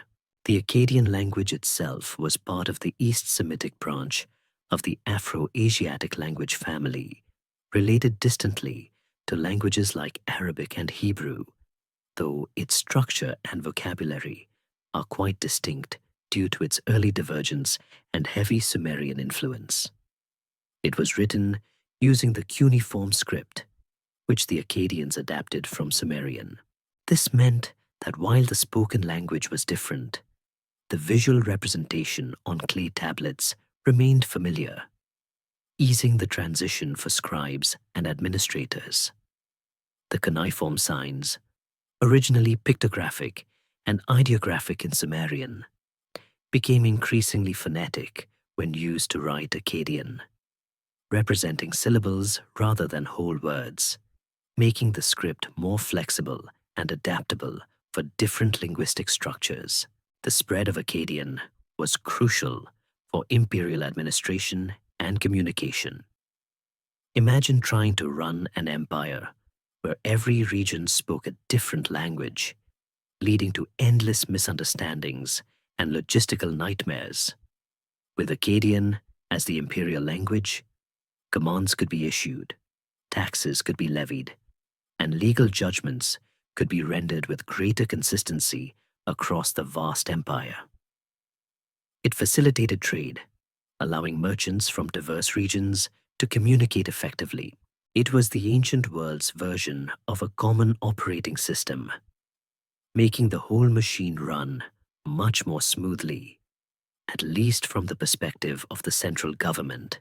The influence of Akkadian extended far beyond the geographical boundaries of the empire itself. As the first major imperial language, it set a precedent. In later periods, particularly during the second millennium BCE, Akkadian would become the diplomatic language of the entire Near East, used in correspondence between kings and states from Egypt to Anatolia and beyond. Even after the Akkadian Empire itself had vanished, the famous Amarna letters, a trove of diplomatic correspondence from the 14th century BCE, are largely written in Akkadian, demonstrating its enduring international status. This widespread adoption meant that even cultures far removed from Mesopotamia had to learn Akkadian to engage in international relations, a testament to the profound and lasting impact of Sargon's original imperial vision. Beyond its practical applications, the Akkadian language also became a vehicle for a new imperial literature. While drawing heavily on Sumerian myths and epics, Akkadian scribes composed their own versions and new narratives that often glorified the king and the empire. Epic poems, royal inscriptions, and administrative texts all served to codify and disseminate the imperial ideology in the dominant language. This body of literature contributed to a shared cultural identity across the empire, even if the adoption was sometimes grudging. It's like how a conquering power often introduces its own national anthem. It might not be everyone's favorite tune, but everyone learns it eventually. Historians still argue whether the imposition of Akkadian language was a benevolent force for unity or another tool of subjugation. However, there's no denying its profound and lasting impact. The Akkadian language endured for over 2 millennia as a written and spoken language in Mesopotamia, evolving into Babylonian and Assyrian dialects, long after the empire that birthed it had crumbled into dust. Its grammatical structures, vocabulary, and literary traditions profoundly shaped the intellectual landscape of the ancient Near East. So, while Sargon built a political empire, he also, perhaps inadvertently, launched a linguistic empire that would outlive his own dynasty by thousands of years, proving that sometimes the pen, or rather the stylus, is indeed mightier than the sword. The Akkadian Empire, for all its military might and administrative ingenuity, faced a constant, insidious threat: internal strife and persistent rebellions. You see, building an empire is one thing. Keeping it together when your subjects range from fiercely independent city-states to mountain tribes who've never really liked anyone telling them what to do is an entirely different kettle of fish. It's like trying to keep a dozen highly opinionated toddlers happy in a single room. Constant vigilance and a very large toy box are required, and even then, tantrums are inevitable. For the Akkadians, these tantrums often came in the form of widespread uprisings that drained the empire's resources and tested the very limits of its endurance. From Sargon's early days, through the reigns of his sons Rimush and Manishtushu, and even into the golden age of Naram Sin, the empire was plagued by recurrent revolts. These weren't isolated incidents. They were often coordinated uprisings involving multiple Sumerian cities, determined to throw off the Akkadian yoke. The Sumerians, remember, had a long and proud history of independence, with each city-state considering itself a sovereign entity, divinely favored and self-sufficient. The imposition of a centralized Akkadian authority, with its new governors, taxes, and linguistic preferences, was often met with deep-seated resentment. It was a classic clash between imperial ambition and local identity, as history often shows, is a stubborn beast. Sargon himself, despite his legendary military prowess, spent a significant portion of his reign crushing these insurrections. Inscriptions from his time speak of his campaigns to restore order and destroy the rebellious lands, which is a polite way of saying he spent a lot of time reconquering places he had just conquered. The revolt of the city-states, a massive coordinated uprising involving Uruk, Ur, Lagash, and others, forced Sargon to practically re-establish his empire. He responded with overwhelming force, sacking cities, destroying their walls, and sometimes even killing their entire populations, actions that were brutal even by ancient standards, but were clearly intended to send a chilling message. Resistance is not merely futile, it's fatal. These acts of retribution were meant to deter future uprisings, but often they only fueled a deeper, more festering resentment, leading to a vicious cycle of suppression and renewed rebellion. Under his son Rimush, the pattern continued, perhaps even intensified. Sumerian cities like Adab and Zabalam, along with Elamite regions to the east, rose in defiance. Rimush's own inscriptions graphically detail his victories, boasting of massacres and the enslavement of defeated populations. He records battles where tens of thousands were killed or captured, numbers that, while perhaps exaggerated for propaganda purposes, suggest the immense scale and savagery of these conflicts. His short reign was a relentless cycle of military campaigns, hinting at the sheer difficulty of maintaining control over an unwilling populace. It's like constantly having to retie a very slippery knot, knowing it's going to come undone again soon. Even Naram Sin, the mighty god king, was not immune to this internal instability. While his stele of victory proudly depicts him trampling the lullaby, other inscriptions and later texts indicate that he, too, faced significant internal challenges. The Great Rebellion is one such event, where a coalition of Sumerian cities, perhaps seeing his far-flung campaigns as an opportunity, rose up against him. Naram Sin, despite his divine claims, had to exert immense military effort to put down this widespread revolt. These constant demands on the military meant that even at its peak, the Akkadian Empire was stretched thin, perpetually fighting on multiple fronts, both internal and external.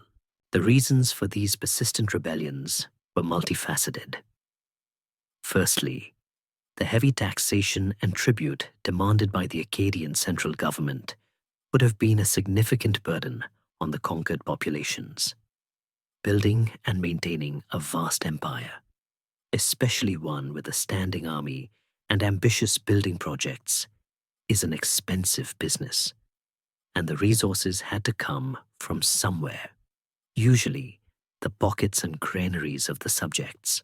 Secondly, the imposition of Akkadian governors and administrators, replacing local elites, would have been deeply resented by the traditional Sumerian aristocracy, who saw their power and prestige eroding. It's like being told, your job is now being done by someone from out of town who doesn't understand your local customs. It's rarely a recipe for harmony. Thirdly, the cultural and religious differences played a role. While the Akkadians adopted aspects of Sumerian culture, and there was a degree of cultural assimilation, the distinct identities and religious practices of the Sumerian city-states remained strong. The explicit deification of Naram-Sin, for example, might have been seen as blasphemous, or at least highly questionable, by traditional Sumerian religious leaders. This clash of cultural and religious identities, combined with political subjugation, fueled a powerful desire for self-determination. The constant need to suppress revolts created a drain on the empire's resources and manpower. It meant that the Akkadian military was almost perpetually engaged in internal policing actions, preventing them from fully focusing on external threats or truly consolidating long-term stability. Each rebellion, even when successfully crushed, cost lives, treasure, and time, weakening the empire's fabric over the long run. It was like constantly having to repair the same leaky pipe. Eventually, the whole plumbing system starts to show strain. This relentless cycle of rebellion and suppression points to a fundamental challenge of early empires: how to govern diverse populations with different histories and loyalties under a centralized authority. The Akkadians, despite their innovations, never fully resolved this tension. Their reliance on military force, while effective in the short term, failed to foster a deep sense of shared imperial identity among many of their subjects. Historians still argue whether a less oppressive approach might have led to greater stability, but given the realities of ancient warfare and governance, it's hard to imagine the Akkadian rulers having many alternative strategies to maintain control over such a sprawling dominion. The empire's success was intertwined with its ability to crush dissent. But this very success also highlighted the underlying fragility of its unity, foreshadowing the eventual decline when the iron fist could no longer strike with sufficient speed or force. As the Akkadian Empire, for all its might, grappled with incessant internal revolts, a new and increasingly formidable threat began to emerge from the mountainous fringes to the east: the Gutian people. You know, it's always the quiet ones, the ones on the periphery, who suddenly decide they want a piece of the pie. While the Akkadians were busy playing whack-a-mole with rebellious Sumerian city-states, these highland tribes were steadily gaining strength, like a snowball rolling downhill, gathering momentum and size until they became an unstoppable avalanche.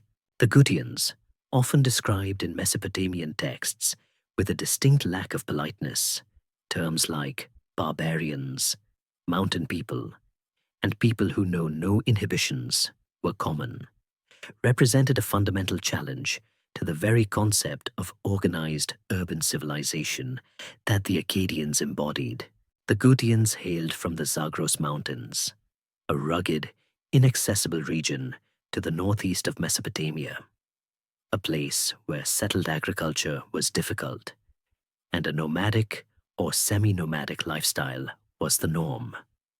Unlike the city-dwelling Sumerians and Akkadians, who lived in well-organized urban centers with complex social structures and elaborate bureaucracies, the Gutians were perceived as less civilized, living in smaller, more decentralized tribal groups.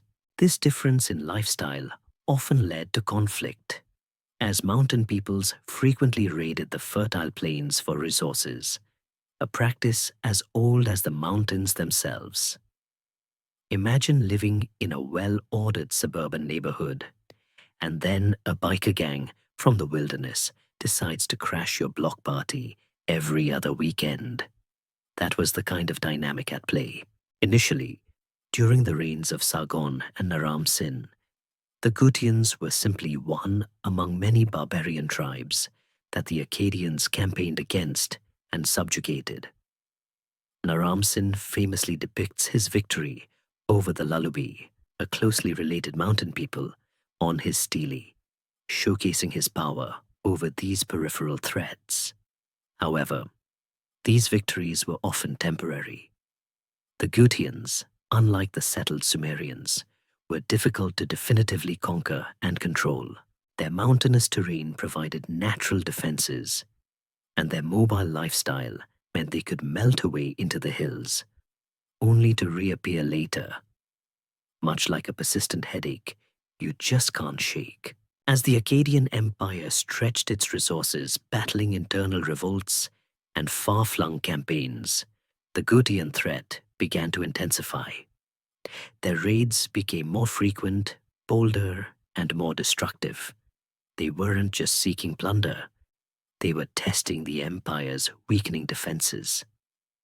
The constant drain of manpower and wealth from suppressing internal rebellions left the Akkadian military less capable of defending its long and porous eastern frontiers.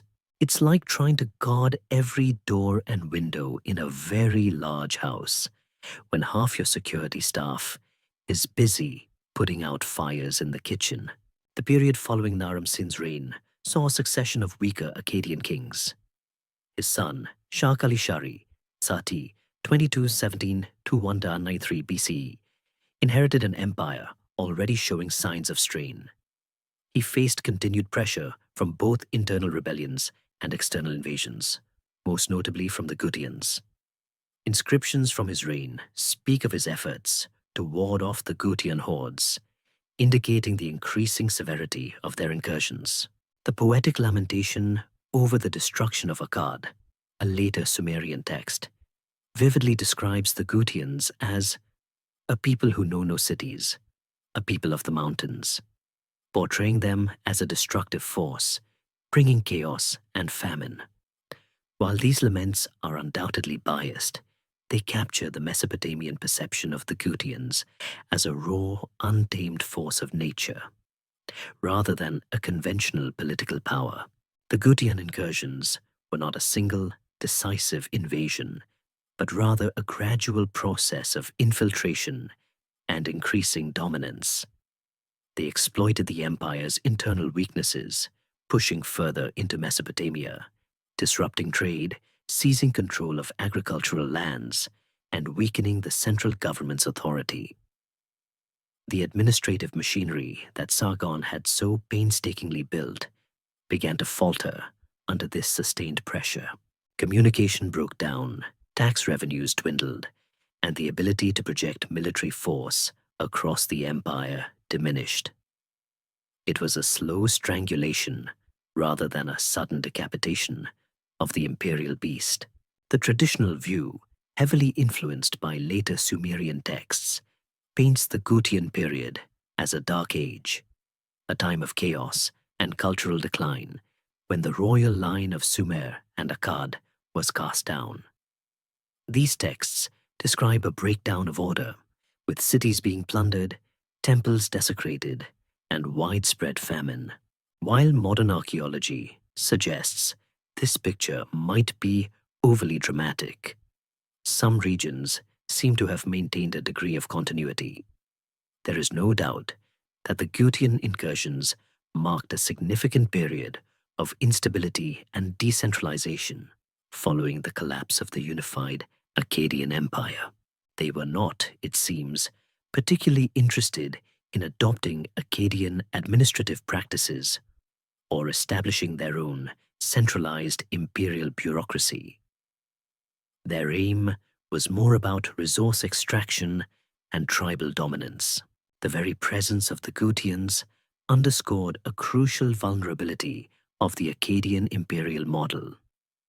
Despite their attempts at assimilation and their formidable military, they could not perpetually maintain control over every border and every disaffected group.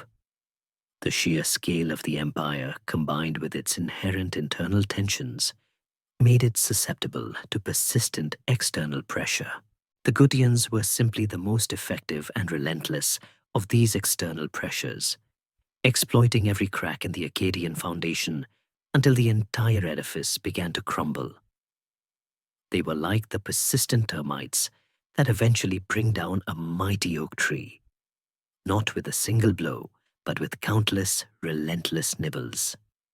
And as we will soon see, their presence would usher in a period of Mesopotamian history that fundamentally reshaped the political landscape for centuries to come.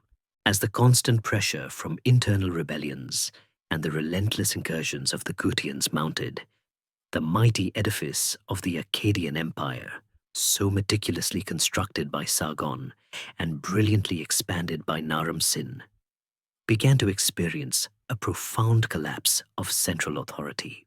This wasn't a sudden cataclysmic event, like a meteorite strike or a particularly ill-advised royal picnic. Rather, it was a gradual unraveling, a slow erosion of power that saw the imperial structure fraying at its edges until it could no longer hold itself together. Imagine a grand tapestry, once vibrant and tightly woven, slowly having its threads pulled out one by one until it's nothing but a tattered mess. The reigns of Naram-Sin's successors, particularly his son Shaka-li-Shari, c. 2217 1293 BCE, marked the beginning of this irreversible decline. Shaka-li-Shari inherited an empire that, while still vast, was increasingly unstable. He spent his reign battling a multi-front war, simultaneously fending off the persistent Gutians from the east, the Amorites from the west, and dealing with renewed widespread rebellions among the Sumerian city-states. It was an impossible task, like trying to juggle 3 flaming chainsaws while riding a unicycle. Something was bound to go wrong. The sheer scale of these challenges stretched the imperial military and administrative resources to their breaking point. The first, and perhaps most telling, sign of the collapse of central authority was the breakdown of communication and control. The elaborate network of roads and messengers that Sargon had established to bind the empire together began to falter. As Gutian raids disrupted routes and local governors became less reliable, the flow of information back to Akkad became sporadic. Without timely intelligence and the ability to issue swift commands, the central government lost its capacity to react effectively to crises, whether they were rebellions or external threats. Imagine trying to run a vast corporation when your emails are delayed by weeks and your regional managers are doing whatever they want. Chaos would ensue, and it did. Concurrently, the economic stability that had fueled the empire's golden age began to erode. Trade routes, once secure under Akkadian military protection, became dangerous due to Gutian raids and local banditry. This disrupted the flow of vital raw materials like copper, tin, and timber, which were essential for the empire's military and construction industries. As trade dwindled, so did the wealth flowing into Akkad's coffers. The ability to collect taxes from distant provinces also diminished, as local authorities either asserted their independence or simply lacked the means to enforce imperial demands amidst the growing chaos. This economic decline created a vicious cycle. less wealth meant less ability to maintain the army and administration, which in turn led to more instability and further economic decline. Perhaps most critically, the central government's authority over its provinces weakened dramatically. Local rulers and city-states, seeing Akkad's waning power, began to assert their independence once more. Sumerian cities, never truly comfortable under Akkadian rule, stopped sending tribute and manpower, effectively seceding from the empire. Akkadian governors, isolated and without consistent support from the capital, found their positions increasingly untenable, either being overthrown by local populations or themselves declaring de facto independence. This fragmentation was a return to the pre-Sargonic era of independent city-states, but now with the added burden of widespread instability and economic hardship. The grand unified vision dissolved into a patchwork of competing, struggling entities. The period immediately following Shah Kali-Shari's death is particularly murky, often referred to as a time of anarchy or interregnum. Later king lists even state who was king, who was not king, indicating a period of rapid succession and disputed claims to the throne, where no single ruler could firmly establish control over the entire empire. This suggests intense internal power struggles, possibly even civil wars, further weakening Akkad's ability to resist external pressures. When the head of the snake is chopped off, or in this case, constantly being contested, the body tends to flail wildly. The Gutian presence in Mesopotamia grew increasingly bold during this period of central collapse. They were no longer just raiders. They were becoming a dominant force, establishing their own presence in parts of Mesopotamia. While they did not establish a centralized empire in the Akkadian style, their control over key routes and agricultural lands had a devastating impact on the region. The collapse of the Akkadian administrative system meant that the elaborate irrigation networks, so vital for agricultural productivity, likely fell into disrepair in many areas, leading to reduced harvests and widespread famine, further exacerbating the suffering of the populace. This period is often characterized in later texts as a time of misrule and darkness, reflecting the profound disruption it caused to Mesopotamian society. The fall of Akkad wasn't a military defeat in a single decisive battle, but rather the cumulative effect of exhaustion, overextension, and internal fragmentation. The empire simply could no longer effectively govern its vast territories, feed its population, or defend itself against relentless external and internal pressures. The centralized bureaucracy, once its strength, became a burden it could no longer sustain.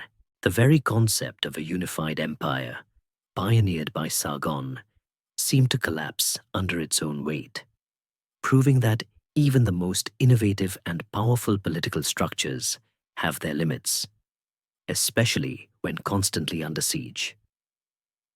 And with the collapse of Akkad's central authority, Mesopotamia entered a new, uncertain chapter, one marked by fragmentation and the dominance of unfamiliar faces from the mountains. While the internal strife and the Gutian incursions were undoubtedly major factors in the demise of the Akkadian Empire, a fascinating and increasingly compelling theory suggests that the final decisive blow may have come not from human adversaries, but from the very environment itself. This theory, gaining traction among scholars, posits that climate change, specifically a prolonged and severe drought, played a significant, perhaps even pivotal, role in the empire's ultimate collapse. It's a reminder that even the most powerful empires are ultimately beholden to the whims of Mother Nature, a force more formidable than any army and certainly less amenable to negotiation. The premise of the environmental hypothesis rests on accumulating paleoclimate evidence derived from studying ancient dust layers, ocean sediments, and stalactites in caves across the region. These scientific investigations paint a picture of a dramatic and sudden climatic shift around 2200 BCE, precisely when the Akkadian Empire was in its death throes. This evidence suggests a period of intense and prolonged drought, lasting perhaps for several decades, or even up to a century, affecting a wide swath of the Near East, from Anatolia to the Indus Valley.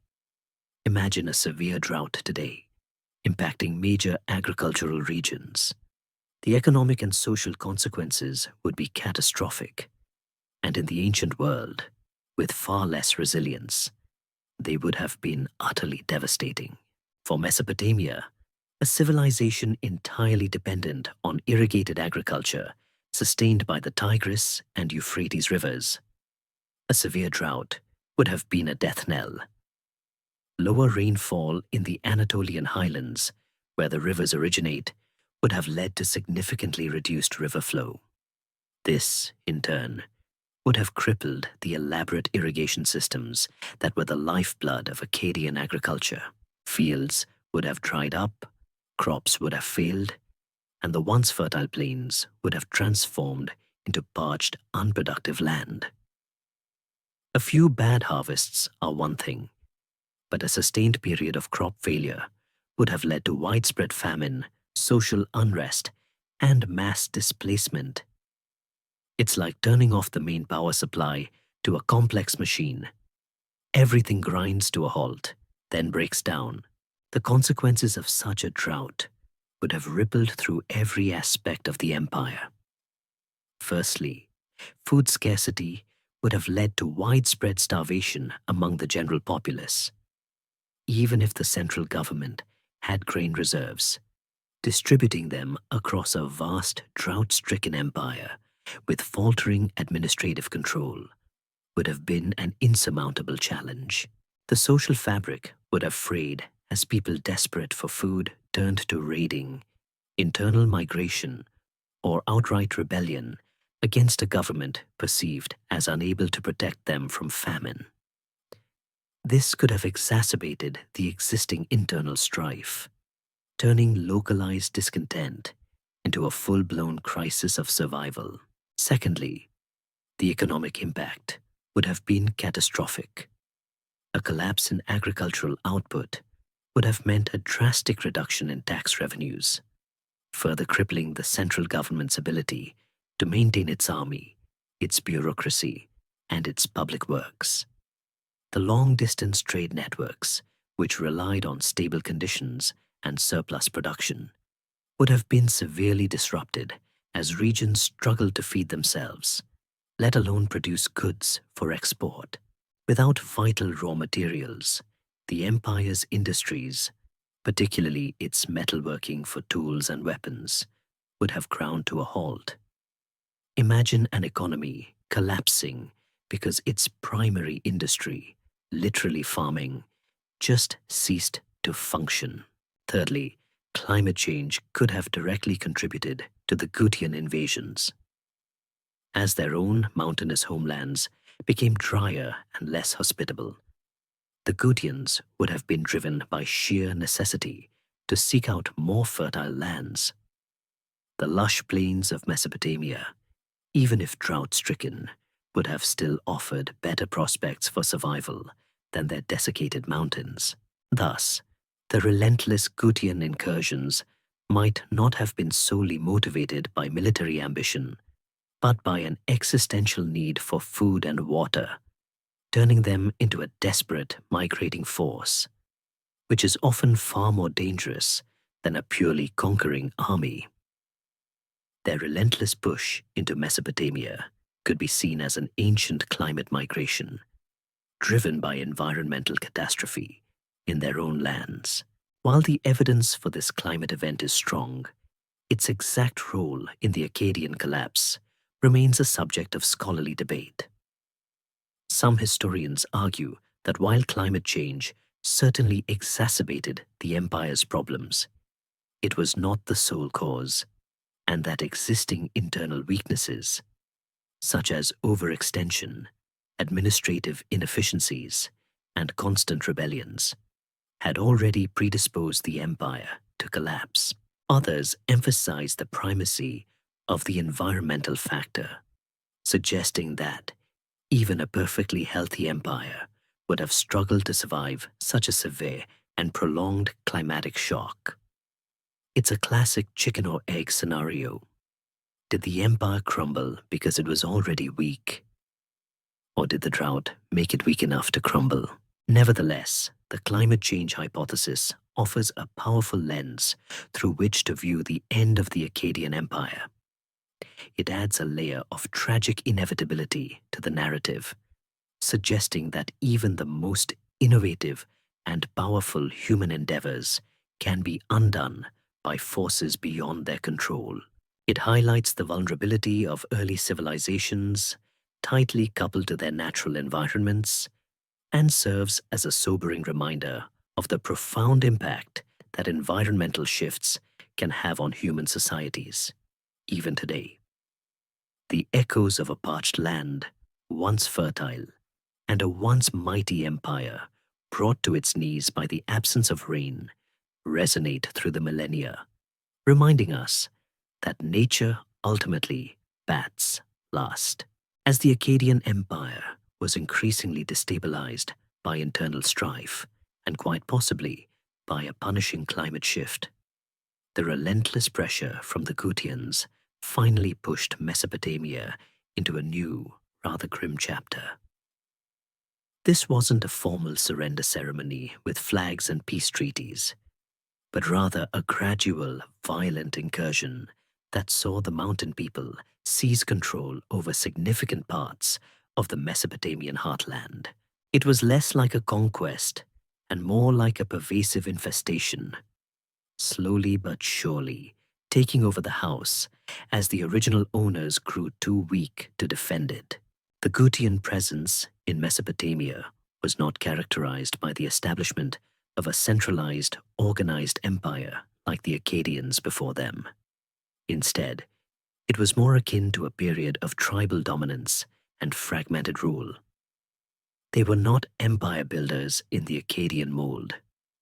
Rather, they were plunderers and opportunistic rulers, content to extract resources and exert localized control without investing in the complex administrative structures that characterized Mesopotamian civilization. Imagine a group of very effective raiders who suddenly find themselves in charge of a sophisticated urban system, only to shrug and say, "Nah, we're good. Just give us the shiny bits and the grain." The precise timeline and extent of Gutian rule are still debated by scholars, often referred to as the Gutian interregnum or Gutian period, roughly late 22nd to late 21st century BCE. Their control was likely strongest in the northern parts of Mesopotamia, near Akkad itself, and less pervasive in the south, where some Sumerian city-states managed to maintain a degree of autonomy, or at least suffer less direct Gutian oversight.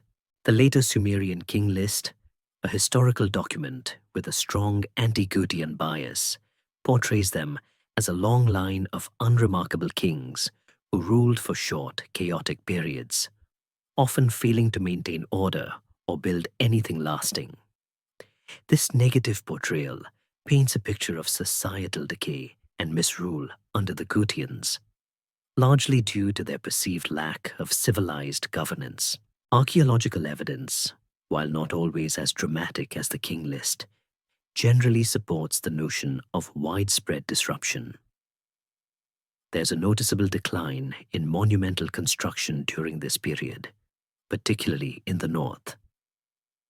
Large-scale public works, like the maintenance of vast irrigation systems, likely suffered due to the absence of a strong central authority.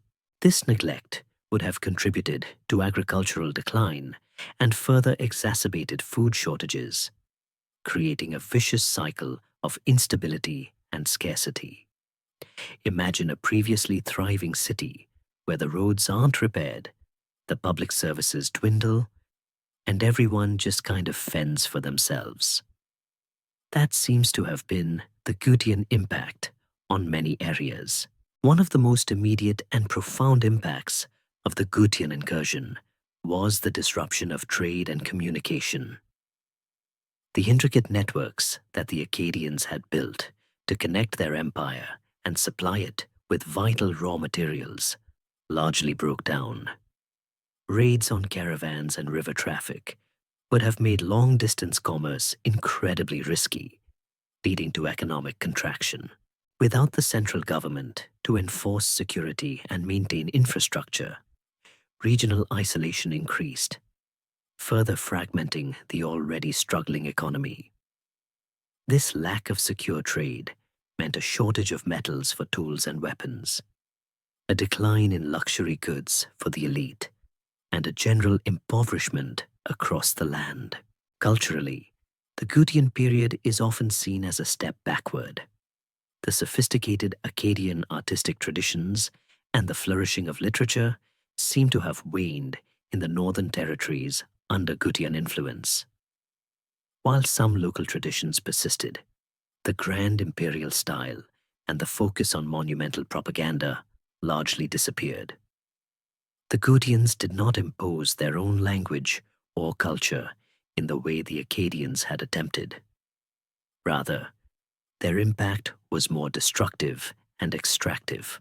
They simply took what they wanted and left the rest to decline, without much interest in fostering cultural development. It's like having a notoriously uncultured landlord who just wants the rent and doesn't care if the roof leaks or the paint peels. However, it's important to remember that the Gutian impact wasn't uniformly devastating across all of Mesopotamia. In the southern Sumerian heartland, some city-states, like Lagash and Ur, managed to regain a degree of independence and even experienced periods of local resurgence during this time.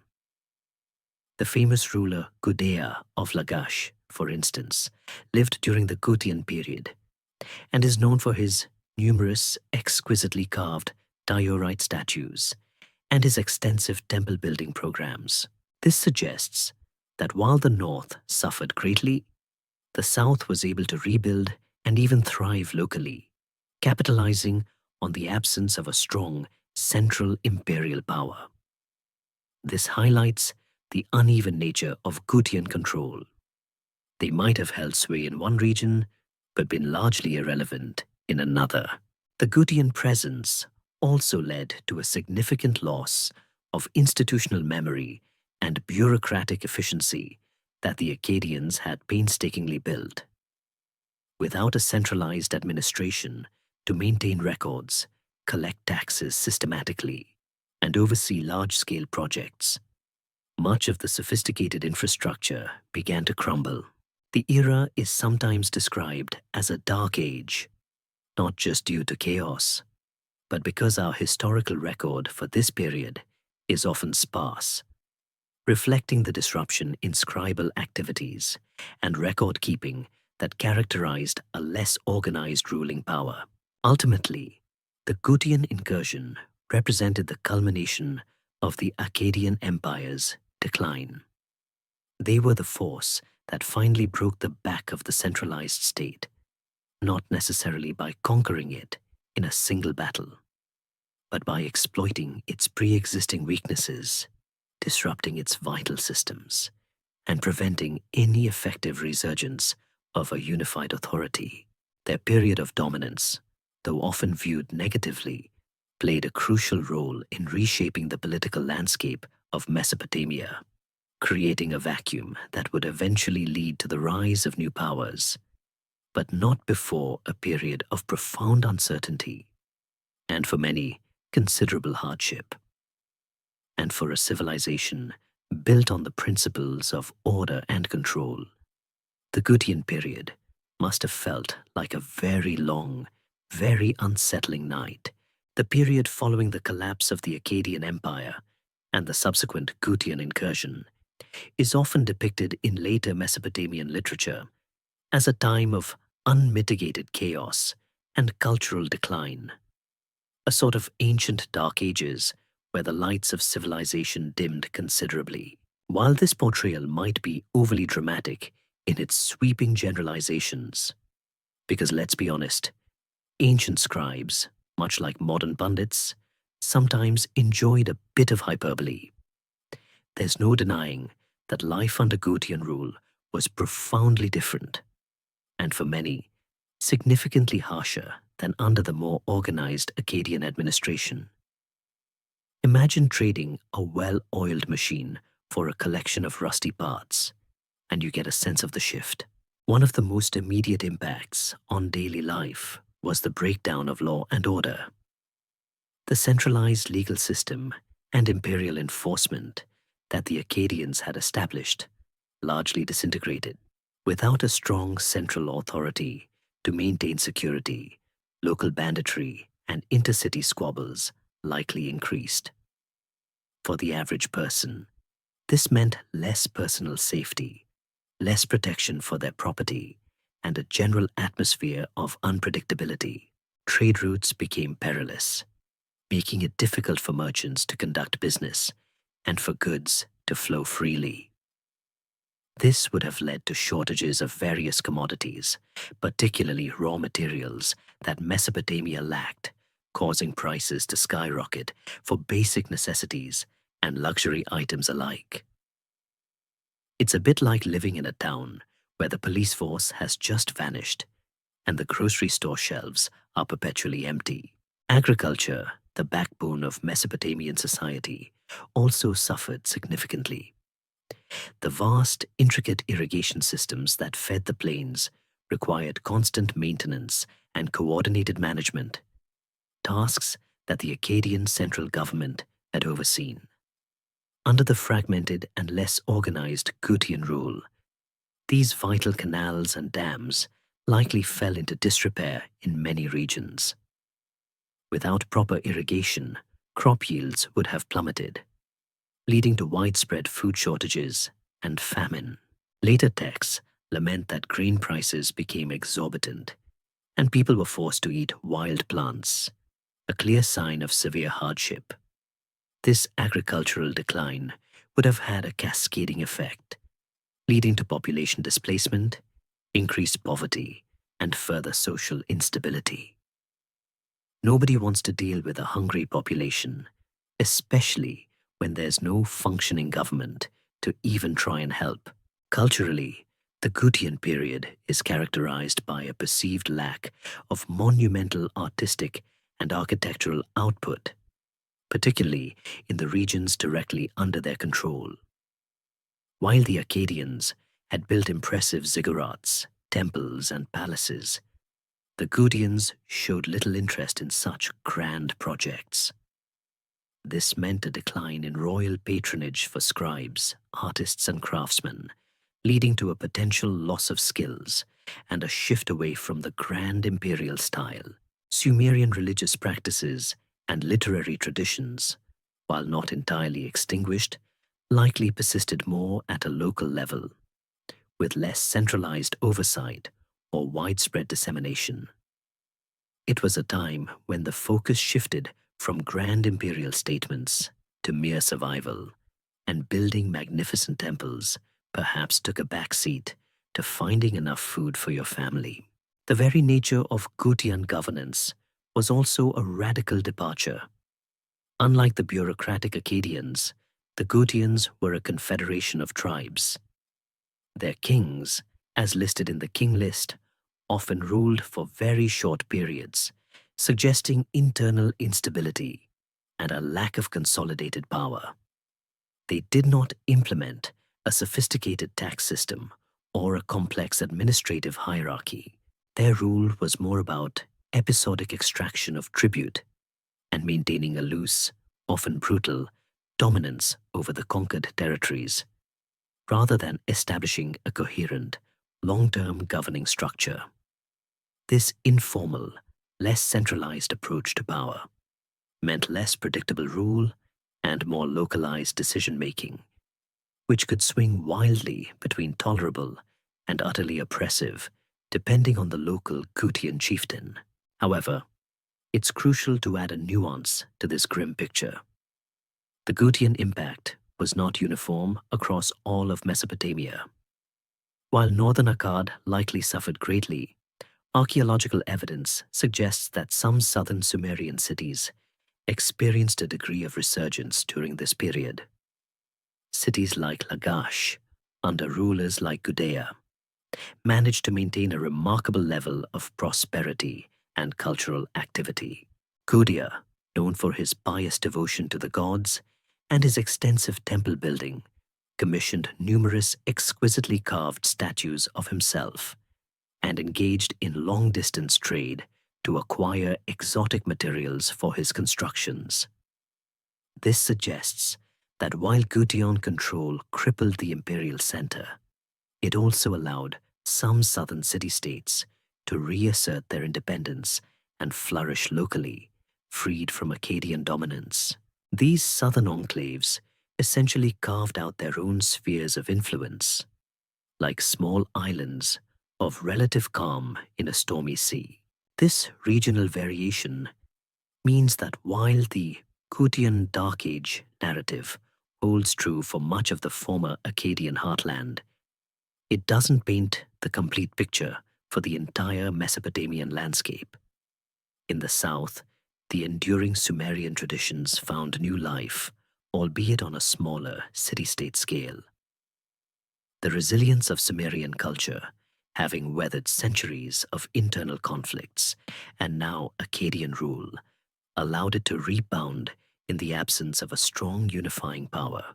This period saw a renewed focus on Sumerian language, literature, and religious practices in these southern cities, almost a defensive cultural stance against the barbarian invaders. In essence, life under Gutian rule was characterized by fragmentation, instability, and a decline in centralized authority, leading to widespread hardship in many areas. The grand unified vision of the Akkadian Empire was replaced by a more localized, often chaotic, political landscape. While later accounts undeniably exaggerate the misery, they reflect a deep-seated Mesopotamian antipathy towards these foreigners who brought not order, but disruption.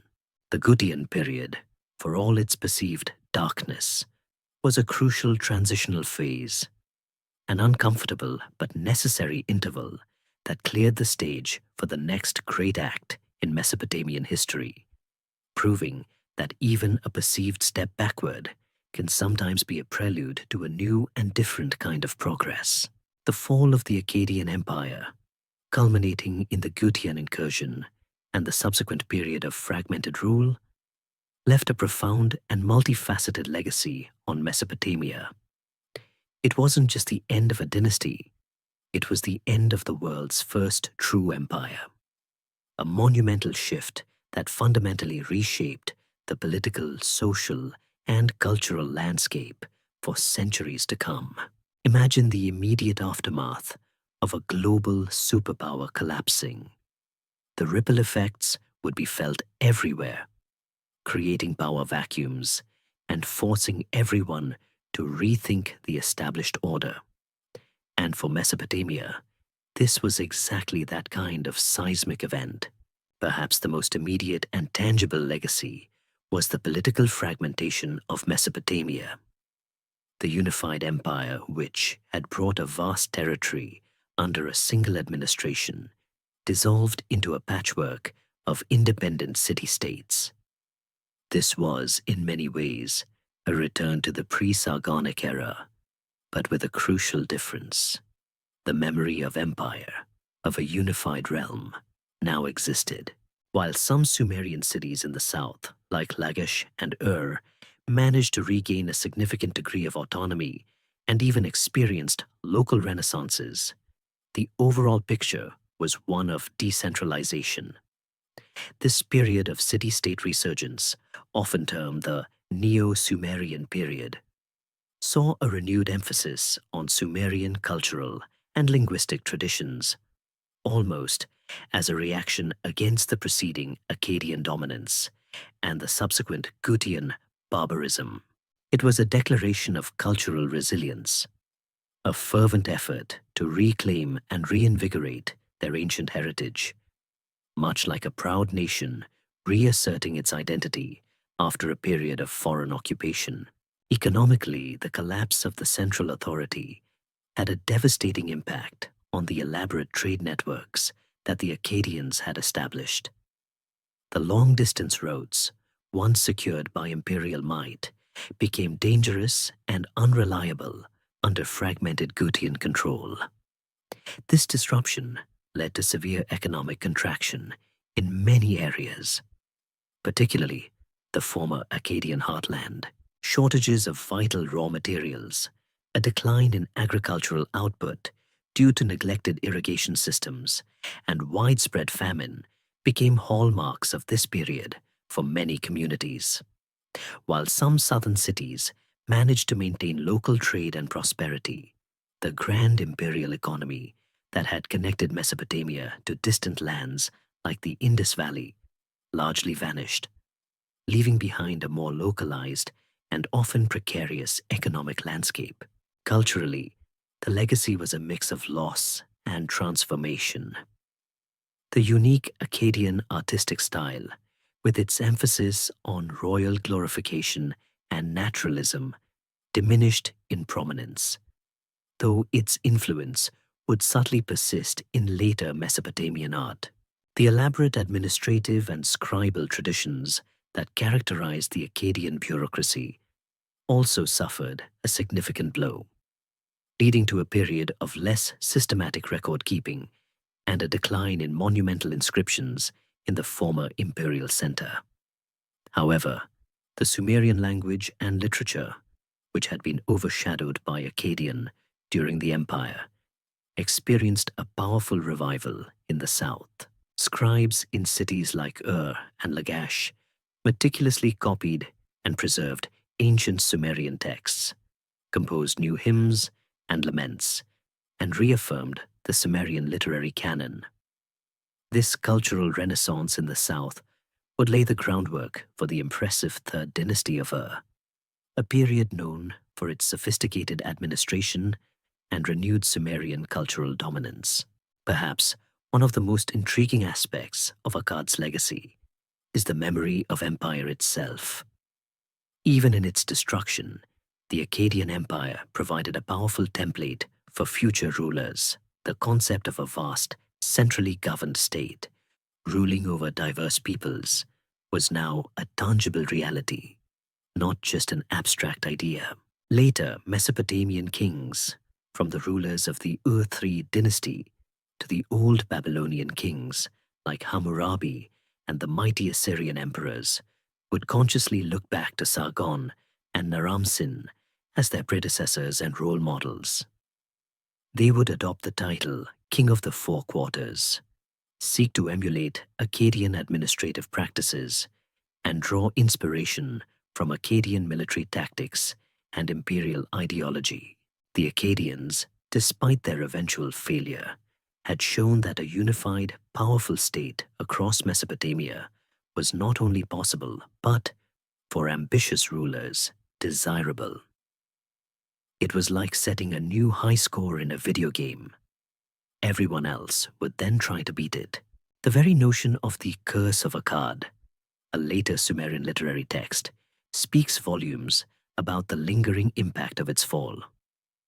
This text attributes the empire's collapse to Naram-Sin's hubris and his desecration of the god Enlil's temple in Nippur, leading to divine retribution. While a mythological explanation, it reflects a historical anxiety about the consequences of imperial overreach and disrespect for traditional religious norms. This narrative, passed down through generations, served as a cautionary tale, but also implicitly acknowledged the grandeur of the empire that had fallen. In essence, the end of the Akkadian Empire was not a neat closure, but a messy, transformative period. It was a time of hardship and political vacuum, but also one of cultural resilience and the reassertion of local identities. More importantly, it established the blueprint for empire in the ancient Near East. Subsequent rulers would learn from Akkad's successes and failures, striving to achieve its level of power and unity, while perhaps trying to avoid its ultimate fate. The shadow of Akkad, the world's first imperial experiment, would loom large over Mesopotamian history, a powerful reminder of both the intoxicating allure and the inherent fragility of centralized power.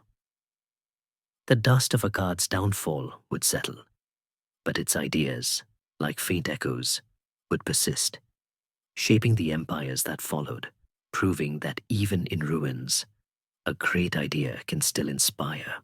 From the ashes of the fragmented Akkadian Empire and the period of Gutian dominance, a new power began to coalesce in the southern Mesopotamian plains, marking a remarkable Sumerian revival.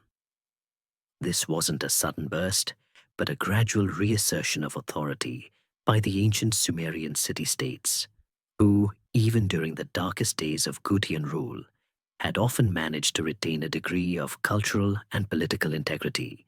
It was like an ancient cultural pendulum swinging back, reminding everyone that while empires might rise and fall, deep-rooted traditions can endure.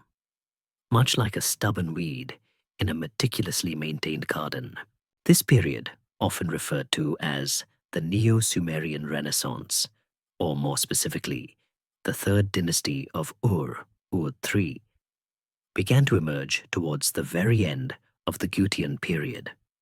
While the Gutians had managed to cripple the Akkadian imperial structure, their grip on southern Mesopotamia was never as absolute or as organized as the Akkadians. This allowed several Sumerian cities to maintain their unique cultural identity and even begin to rebuild their local power bases. The most notable of these resurgent cities was Uruk, where a king named Utu-Hegal Sayui, 2119-2113 BCE, emerged as a key figure in challenging Gutian authority. Utu-Hegal is credited with finally expelling the Gutians from Mesopotamia, an event often celebrated in later Sumerian literature as a liberation from the Dragon of the Mountains. His victory over the last Gutian king, Tirigan, was a watershed moment, symbolizing the end of the chaotic Gutian interregnum and the re-establishment of native Mesopotamian rule. It's like the moment in a superhero movie when the unlikely hero finally defeats the big bad villain, and everyone can breathe a collective sigh of relief, though probably with a lot more mud and less spandex. This expulsion didn't mean that all problems vanished overnight, but it removed the primary external obstacle to renewed Mesopotamian consolidation. Following Utu-Hegal, his son-in-law, Ur-Nammu, the founder of the third dynasty of Ur, rose to prominence, c. 2112-2095 BCE. Ur-Nammu was a truly remarkable figure, often seen as a spiritual successor to Sargon in his ambition and administrative prowess, but with a distinctly Sumerian, cultural bent. He systematically re-established centralized authority, though initially on a more regional scale, gradually expanding the influence of Ur across Sumer and Akkad. His reign marked the beginning of a period of peace, prosperity, and order after decades of chaos. He was essentially the cleanup crew after a very messy party, and he did an excellent job of restoring normalcy. The Ur III state was a highly centralized bureaucracy, perhaps even more so than the Akkadian Empire at its peak. Ur-Nammu and his successors developed an incredibly sophisticated administrative system, relying on meticulous record-keeping on clay tablets. Tens of thousands of these administrative tablets, detailing everything from grain disbursements to livestock counts and labor assignments, have been unearthed by archaeologists, providing an unparalleled insight into the daily workings of this highly organized state. This bureaucratic precision was crucial for managing a vast agricultural economy, collecting taxes efficiently, and funding ambitious building projects.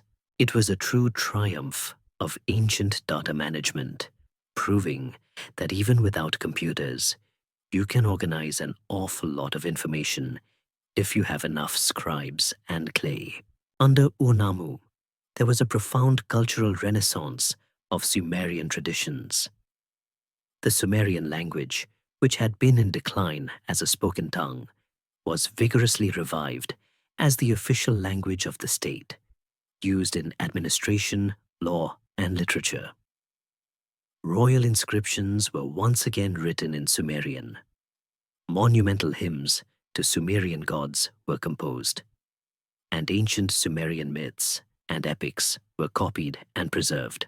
This was a deliberate effort to reaffirm Sumerian identity and pride after the period of Akkadian and Gutian dominance.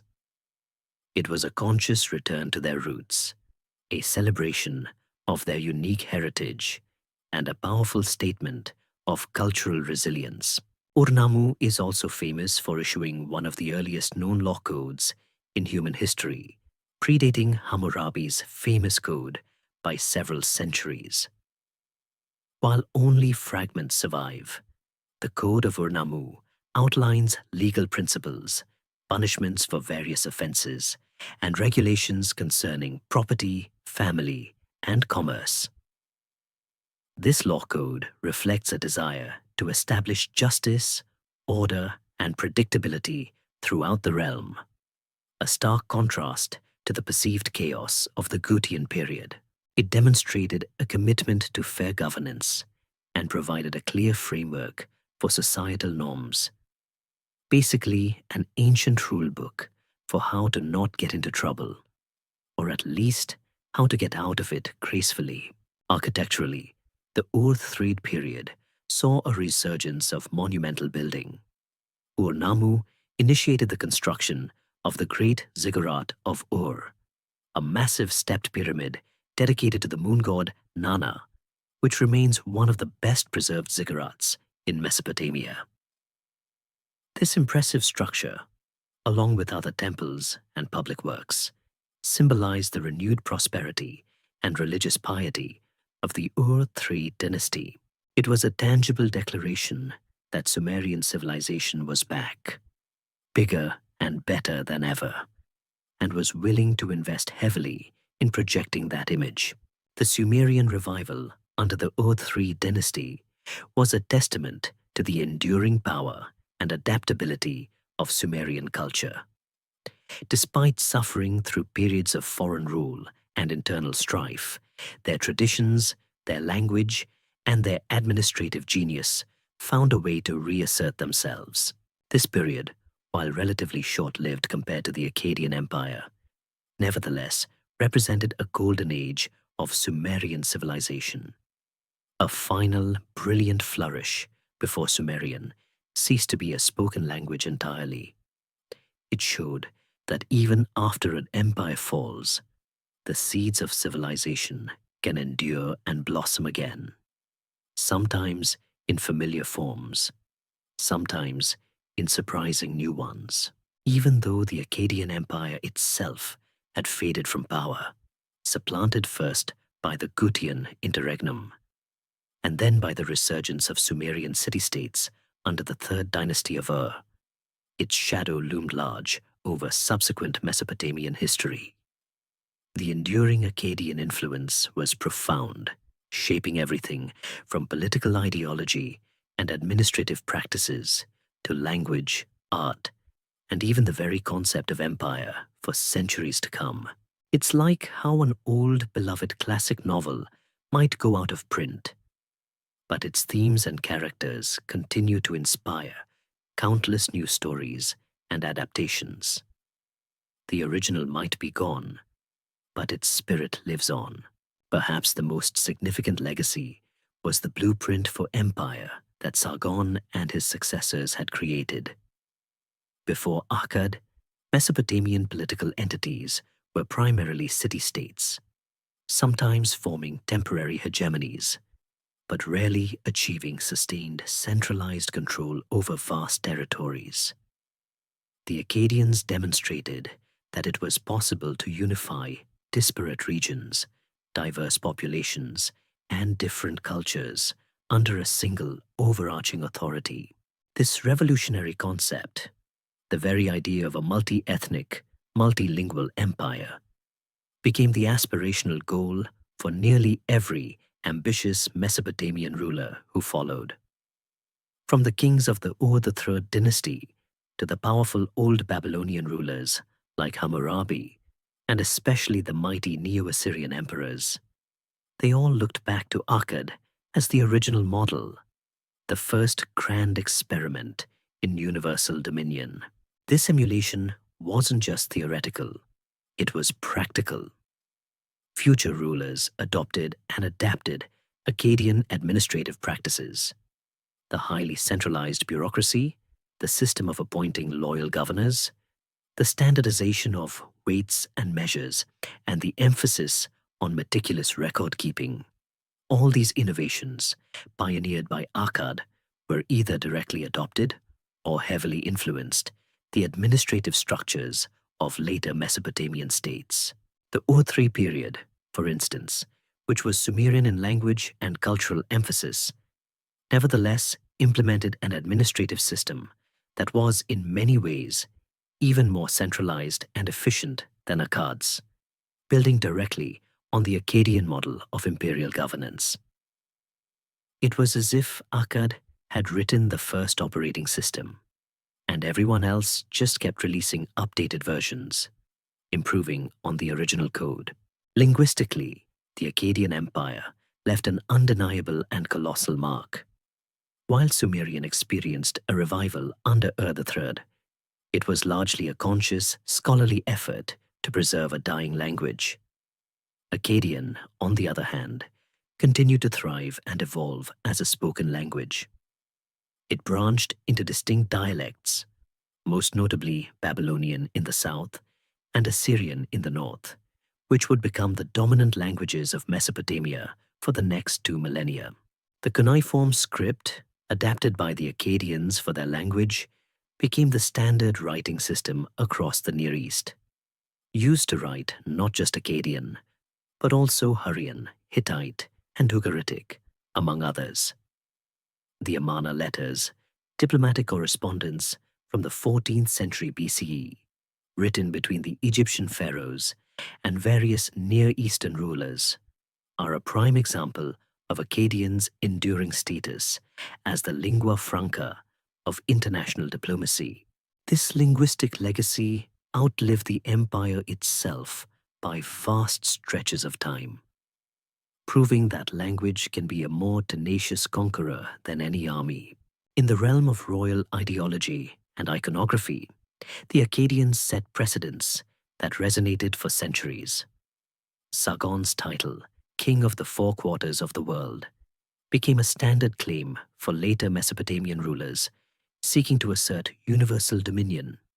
Naram-Sin's unprecedented claim to divinity was also influential, even if few later kings explicitly deified themselves to the same extent. The concept of the king as a divinely sanctioned or divinely favored figure, intimately connected to the gods and responsible for the welfare of the land, was deeply embedded in Akkadian royal ideology and continued to shape the self-presentation of subsequent rulers. The artistic representation of the heroic, powerful king, often seen smiting enemies or communing with deities, derived much from Akkadian prototypes like the stele of Naram-Sin. Even the memory of Akkad's fall had a lasting impact.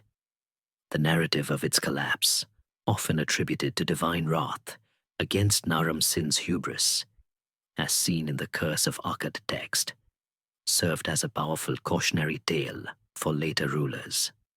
It instilled a sense of caution about overreaching ambition and the importance of maintaining proper religious piety. even as they sought to emulate Akkad's power. This moralistic interpretation of Akkad's demise became a recurring theme in Mesopotamian historical and literary traditions, a constant reminder that even the greatest can fall.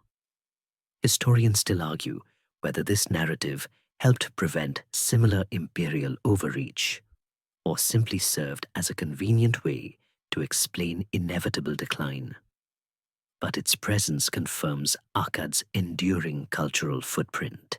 Furthermore, the cultural synthesis that began under the Akkadians, the blending of Sumerian and Akkadian elements, continued to evolve, creating a richer, more complex Mesopotamian civilization.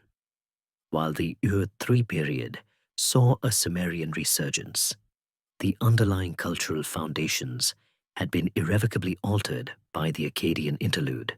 This ongoing cultural exchange and integration meant that subsequent Mesopotamian cultures, such as the Old Babylonian and Old Assyrian periods, were inheritors of a composite legacy, drawing from both Sumerian and Akkadian roots. It was a cultural melting pot, with the Akkadian contribution being a very distinct and flavorful ingredient. In summary, the Akkadian Empire, despite its relatively short lifespan as a unified entity, was a true game-changer. It was the trailblazer, the first significant imperial experiment in human history, proving that large-scale, centralized governance was possible. Its innovations in administration, its linguistic dominance, its unique artistic style, and its very ideological concepts of kingship and empire cast a long shadow over the millennia that followed. The empires that rose and fell in Mesopotamia after Akkad were, in many ways, standing on the shoulders of this forgotten giant, trying to recapture its glory and learn from its mistakes.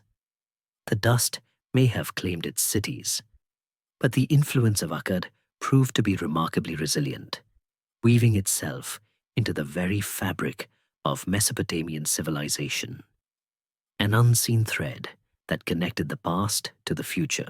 For many centuries, the Akkadian Empire was, for all intents and purposes, a lost chapter of history, little more than a whisper in ancient texts and a few fleeting references in later king lists.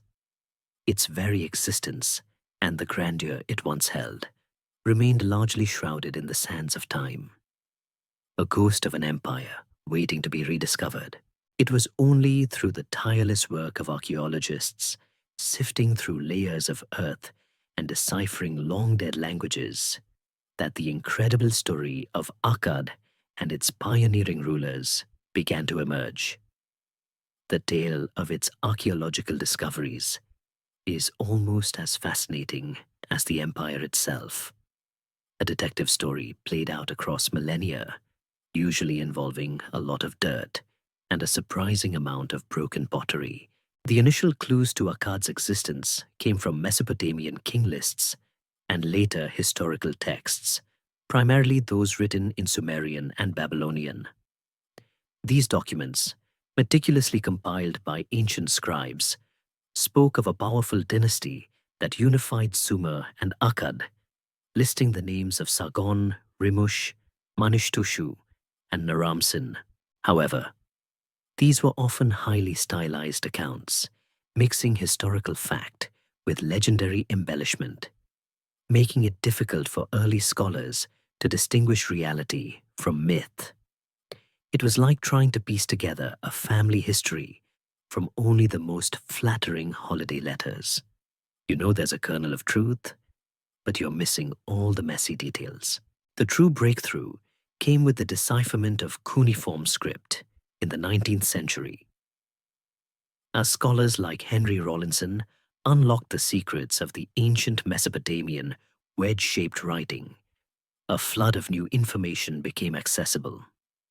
Tablets unearthed from various sites, initially from later periods, began to reveal more about the Akkadian language, its literature, and its historical figures.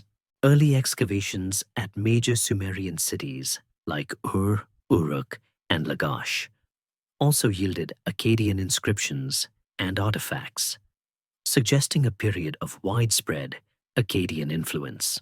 However, the most frustrating puzzle remained the location of Akkad itself. Despite extensive archaeological surveys and excavations across Mesopotamia, the actual capital city, the heart of Sargon's empire, has never been definitively found. This enduring mystery has led to countless theories, with proposed sites ranging from locations near modern Baghdad to others closer to ancient Sippar. Some scholars speculate it lies beneath later larger cities, or perhaps its remains were simply washed away by the shifting Tigris and Euphrates rivers over millennia. Imagine trying to find the original capital of an ancient empire, only to discover it's been buried under a modern airport, or perhaps simply dissolved into the landscape. This elusive nature only adds to Akkad's mystique, making it feel less like a tangible place and more like a legend. Despite the missing capital, significant Akkadian artifacts have been discovered at numerous other sites, allowing archaeologists to piece together a remarkably detailed picture of the empire. One of the most iconic finds was the stele of Naram Sin, discovered in 1898 in Susa, Elam, modern Iran, where it was taken as plunder by an Elamite king centuries after Akkad's fall. This magnificent monument, now in the Louvre Museum, provided invaluable visual and textual evidence of Naram Sin's deified status, his military campaigns, and the distinctive Akkadian artistic style. Its discovery was a monumental moment, like finding a long-lost royal portrait that suddenly puts a face to a name you only knew from dusty old books. Another crucial discovery was the bronze head of an Akkadian ruler, found at Nineveh in modern Iraq in 1931, though its attribution to Sargon remains debated.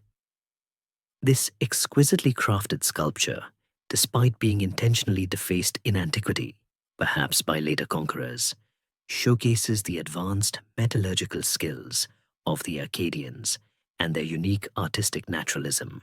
It offered a tangible glimpse into the imperial majesty of the Akkadian dynasty, a face from the distant past staring back at us. Thousands of Akkadian cuneiform tablets have been excavated from various sites across Mesopotamia, providing an astonishing wealth of information.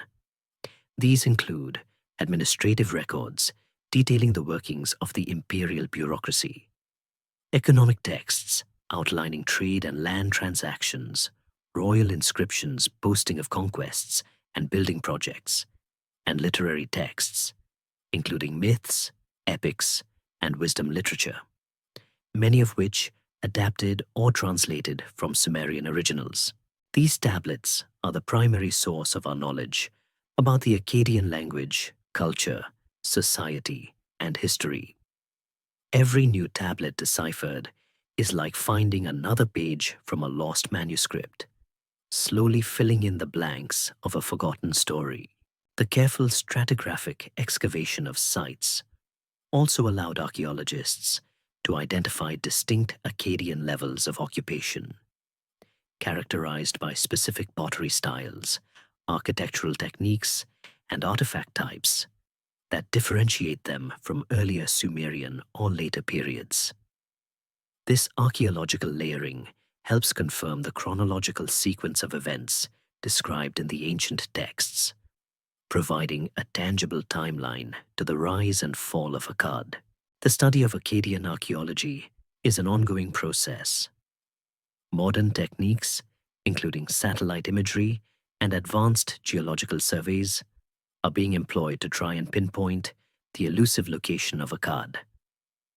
Researchers continue to analyze existing collections of tablets and artifacts, extracting new insights from old data, while new excavations in less explored regions might still yield revolutionary discoveries.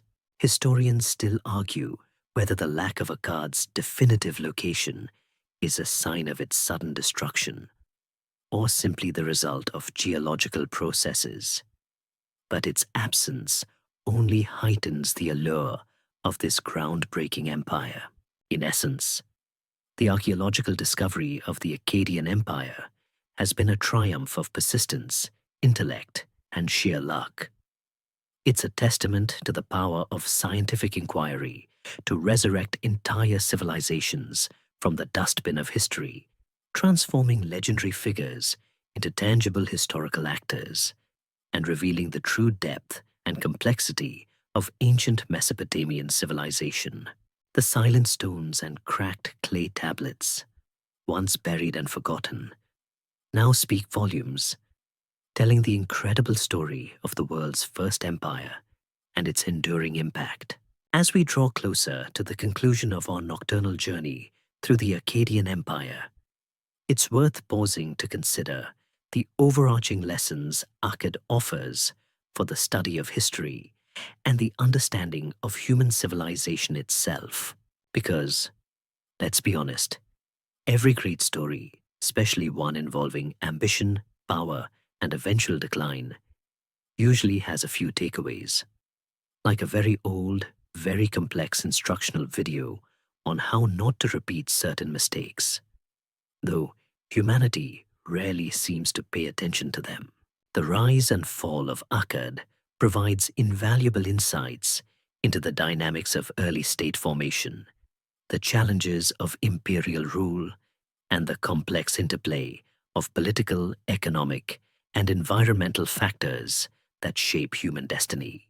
Firstly, the Akkadian Empire stands as a monumental testament to the innovation of centralized governance. Before Sargon, Mesopotamia was a region of independent, often warring city-states. Akkad proved that it was possible to transcend this fragmentation and create a vast, unified political entity. This was a revolutionary concept, demonstrating the power of a single, strong leader to organize diverse populations, establish a sophisticated bureaucracy, and project power on an unprecedented scale. It showed that, with enough will and a very good army, you could indeed unite a whole bunch of squabbling neighbors under one roof, even if they sometimes still grumbled about it. This pioneering role in empire building provides a foundational case study for understanding the origins of large-scale political systems, offering a glimpse into humanity's earliest attempts at what we might now call nation building, or at least superstate building. Secondly, Akkad's history powerfully illustrates the inherent fragility and challenges of imperial overextension. While Sargon and Naram-Sin built an astonishing dominion, its vastness ultimately became its Achilles heel. The constant internal rebellions, the difficulty of maintaining communication and control over such a sprawling territory, and the sheer drain on resources and manpower required to suppress dissent and defend extensive borders all contributed to its eventual downfall. The Akkadian experience serves as an early, vivid example of the classic imperial dilemma. How do you expand without stretching yourself so thin that you break? It's a recurring theme in history, from Rome to various modern empires, proving that some lessons are just really hard to learn. Thirdly, the story of Akkad underscores the crucial, often overlooked, role of environmental factors in shaping the course of civilizations. The growing evidence for a severe drought coinciding with the empire's collapse is a stark reminder that human societies, no matter how advanced, are deeply interdependent with their natural environment. A sustained period of climatic stress, leading to agricultural collapse and resource scarcity, can profoundly destabilize even the most formidable political structures, pushing populations into desperation and exacerbating existing tensions. It's a sobering thought that the weather, or rather the lack of it, can be a more formidable foe than any army, a fact that resonates perhaps even more loudly in our own climate-conscious era. Moreover, the Akkadian period offers a fascinating case study in cultural interaction and assimilation. The empire brought distinct Sumerian and Akkadian cultures into close contact, leading to a complex process of blending, adoption, and sometimes fierce resistance. While Akkadian administrative and linguistic influence became dominant, Sumerian traditions were also preserved and later revived. This dynamic interplay between dominant and subjugated cultures and the ways in which they influence each other provides valuable insights into the broader processes of cultural diffusion and identity formation in multi-ethnic states. It highlights that conquest is rarely a clean sweep. Cultures tend to adapt and endure, sometimes in surprising ways. Finally, the very fact that the Akkadian Empire was for so long a lost empire, and its rediscovery was a triumph of archaeology and linguistics, emphasizes the importance of historical inquiry and the continuous nature of understanding the past. We often take our knowledge of ancient civilizations for granted, but much of it has been painstakingly pieced together from fragments, deciphered texts, and careful excavation. The story of Akkad reminds us that history is not a static collection of facts, but an ongoing process of discovery, interpretation, and reevaluation, where new evidence can dramatically reshape our understanding of what came before. It's like a perpetually unfinished jigsaw puzzle, where new pieces are always being found in unexpected places. The legacy of Akkad, therefore, is not just about a specific historical period or a particular set of kings. It's about the foundational experiments in human organization, the perennial struggles of power and control, the environmental dependencies that shape our existence, and the enduring power of cultural identity. Its echoes resonate through the subsequent empires of Mesopotamia, Babylonian, Assyrian, and beyond, all of whom, consciously or unconsciously, built upon the Akkadian foundation. So, as we prepare to leave the sandy plains where Akkad once stood, we take with us not just a tale of ancient kings and battles, but a deeper understanding of the enduring forces that continue to shape human societies, from the first empires to our very present day. Our journey through the ancient sands of Mesopotamia has revealed a civilization that, for centuries, was hidden beneath layers of dust and time, a testament to the fact that history isn't just written in books, but also buried in the ground. The very existence of the Akkadian Empire, its rise, its glory, and its eventual fall, is a story that has been painstakingly unearthed by generations of dedicated scholars and archaeologists. The tale of how archaeologists uncovered Akkad is a grand narrative in itself, a testament to intellectual curiosity and the relentless pursuit of knowledge, a bit like a very long, very dusty scavenger hunt with potentially world-changing prizes. For much of modern history, Akkad was little more than a name in ancient, often mythical-sounding texts. The early European explorers and scholars who first ventured into Mesopotamia in the 17th, 18th, and early 19th centuries were primarily focused on biblical sites or the later, more visually striking ruins of Assyria and Babylon. The true awakening to the deep history of Sumer and Akkad began with the decipherment of cuneiform writing in the mid-19th century. This was the Rosetta Stone moment. But for an entire civilization, allowing scholars like Henry Rawlinson to finally read the wedge-shaped inscriptions that covered countless clay tablets and stone monuments. Suddenly, the voices of ancient Mesopotamians including the Akkadians, could be heard after millennia of silence.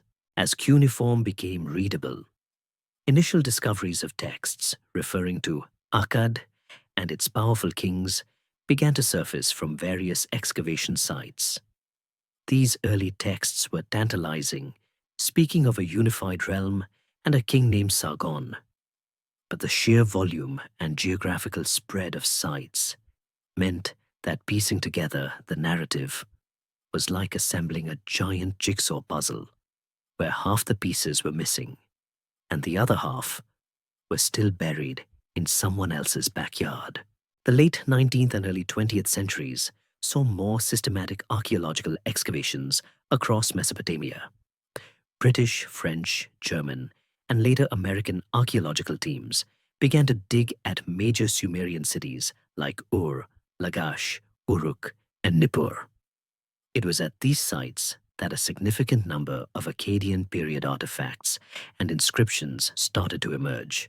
They found royal inscriptions commemorating Sargon's and Naram-Sin's victories, administrative texts detailing their governance, and literary works showcasing the unique Akkadian language and culture.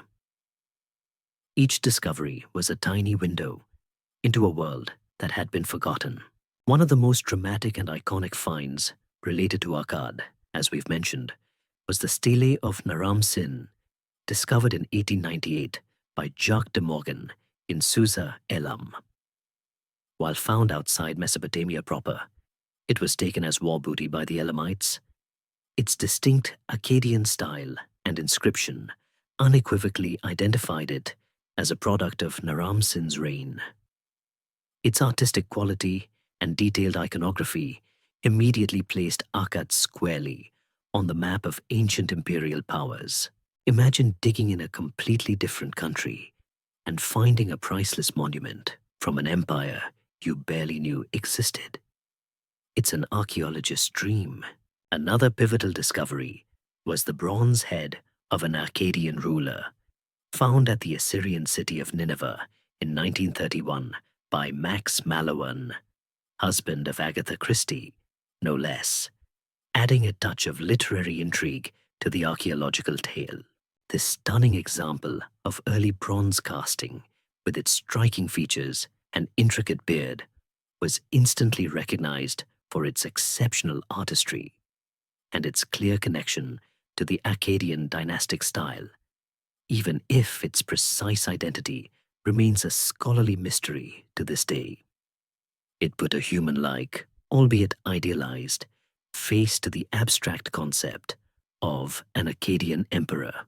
Despite these incredible finds, the precise location of the city of Akkad itself remains one of archaeology's greatest enduring mysteries.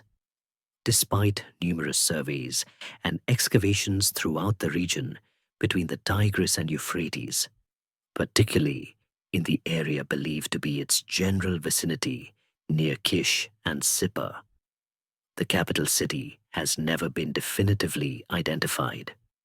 Some theories suggest it lies beneath the modern city of Baghdad, making excavation impossible. Others propose that its ruins were extensively plundered for building materials in antiquity, or that the constant shifting of the rivers and the accumulation of silt have buried it so deeply that it's beyond current archaeological reach.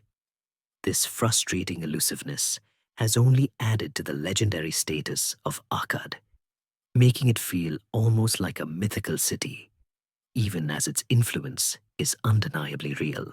Historians still argue whether the city will ever be found, a testament to the challenges of uncovering every secret the Earth holds.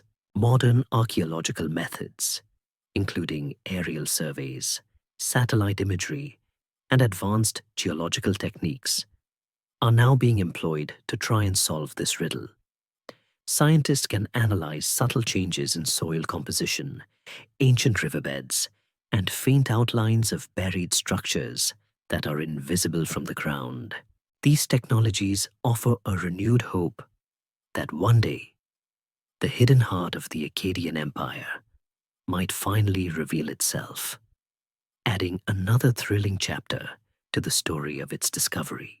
The constant flow of newly deciphered tablets from ongoing excavations and existing museum collections also continues to enrich our understanding of Akkad. Each administrative record, each royal inscription, each literary fragment adds another brushstroke to the painting, slowly bringing the vibrant life of this ancient empire into sharper focus. The archaeological uncovering of Akkad is a testament to the tireless dedication of those who believe that understanding the past is crucial for understanding ourselves, patiently sifting through the debris of forgotten worlds to reclaim the stories that shaped human civilization. And as long as there's a shovel and a curious mind, the earth will continue to whisper its secrets. As we approach the end of our extended journey through the annals of the Akkadian Empire, it's worth taking a final moment to distill the profound lessons Akkad imparts for understanding the trajectory of history and the very nature of human civilization. Every empire, every civilization, no matter how distant or dust-covered, offers us a mirror to our own aspirations and vulnerabilities. A kind of ancient reality show that's far more compelling than anything on modern television. The rise and fall of Akkad isn't just a fascinating story of kings and conquests. It's a foundational lesson in the enduring patterns that shape human societies across millennia, proving that while technology changes, human nature often sticks to the same script. Firstly, Akkad stands as the ultimate testament to the transformative power of strong centralized leadership and administrative innovation. Before Sargon, Mesopotamia was a fractious land of competing city-states, perpetually squabbling over resources and prestige. Sargon, a man from humble beginnings, envisioned and then forged a unified empire, a monumental leap in political organization, his creation of a standing army, a centralized bureaucracy with loyal governors, standardized weights and measures, and efficient communication networks, fundamentally changed the scale of human governance. This showed that with sufficient vision, ruthless ambition, and logistical genius, a single entity could organize and control vast populations and territories. It's the ancient world's definitive case study for scaling up a political system, demonstrating that hierarchical organization can achieve far more than fragmented local powers, a lesson that would be repeated by countless empires after it. Secondly, Akkad provides a sobering early warning about the perils of imperial overextension and the inherent difficulties of maintaining control over diverse populations. The constant cycle of internal rebellions, from Sargon's early reign through to Naram Sin's peak and beyond, vividly illustrates that conquest is often easier than lasting governance.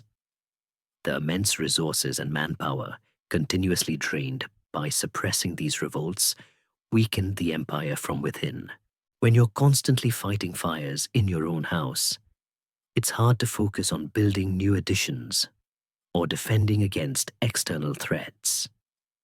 This highlights the delicate balance between expanding power and sustaining it, a challenge that has plagued every empire throughout history, from the Romans struggling with their vast borders to modern superpowers grappling with global commitments. Thirdly, the narrative of Akkad offers a compelling, albeit tragic, illustration of the vulnerability of even the most powerful human societies to environmental change. The emerging scientific evidence for a severe drought playing a significant role in the empire's final collapse is a potent reminder that our most fundamental needs, food and water, are ultimately dictated by nature's whims. A sustained climatic shift, crippling agriculture, and exacerbating resource scarcity can unravel the social and political fabric of even a highly organized state. This lesson, perhaps more than any other, resonates deeply in our contemporary world, where discussions about climate change and resource security are front and center. It shows that sometimes the biggest threat comes not from an invading army, but from the slow, relentless creep of a changing environment, a foe that cannot be appeased or defeated with spears and shields. Furthermore, Akkad's story illuminates the complex processes of cultural identity and assimilation. The empire brought the ancient Sumerian and the ascendant Akkadian cultures into intimate, often clashing, contact, while Akkadian language and royal ideology became dominant. Sumerian cultural forms persisted, influenced, and were even consciously revived. This shows that cultural change is rarely a one-way street. It's a dynamic, messy process where traditions adapt, borrow, and sometimes stubbornly resist. The resilience of Sumerian culture, despite centuries of Akkadian and Gutian rule, proves that identity, once deeply rooted, is incredibly difficult to erase. A lesson that applies to countless ethnic and national struggles throughout history. Finally, Akkad serves as a powerful reminder of the cyclical nature of history, particularly in Mesopotamia. The pattern of unification under a strong leader, followed by expansion, internal dissent, external pressures, collapse, and then a subsequent period of fragmentation leading to a new powerful entity emerging. This cycle repeats throughout Mesopotamian history, from Akkad to Ur III to Babylon and Assyria. While each empire had its unique characteristics, the underlying dynamic of centralized power, rising and falling in this fertile, contested land, remained remarkably consistent. It's like watching a historical pendulum swing, always returning to a similar arc, even if the scenery changes a bit each time. This understanding of patterns, rather than just isolated events, is one of the profound gifts that the study of ancient empires, like Akkad, bestows upon us. In sum, the Akkadian Empire was more than just a fleeting moment in ancient history. It was a grand, pioneering experiment that set precedents and established patterns that would echo for millennia. It reminds us of humanity's capacity for incredible organization and achievement, but also of its enduring vulnerabilities to internal division, external pressure, and the sometimes unforgiving hand of nature. As we reflect on Akkad, we don't just look back at a distant past.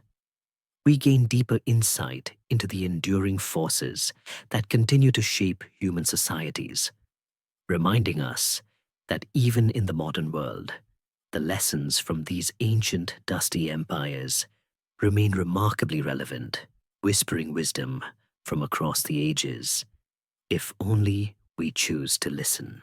As the sun dips below the horizon, casting long purple shadows across the imaginary Mesopotamian plains, our long journey through the history of the Akkadian Empire is drawing to a close.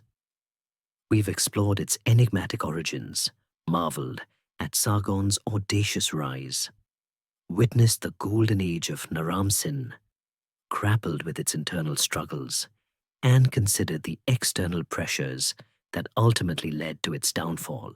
But before we slip into dreams of ziggurats and cuneiform tablets, let's allow our minds to slowly drift, the details softening, the edges blurring, as the grand narrative recedes.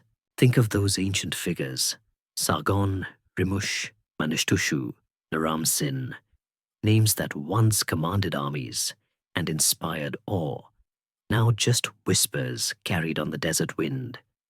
They strode across the earth with ambition and purpose, building an empire that stretched further than anyone had ever imagined possible.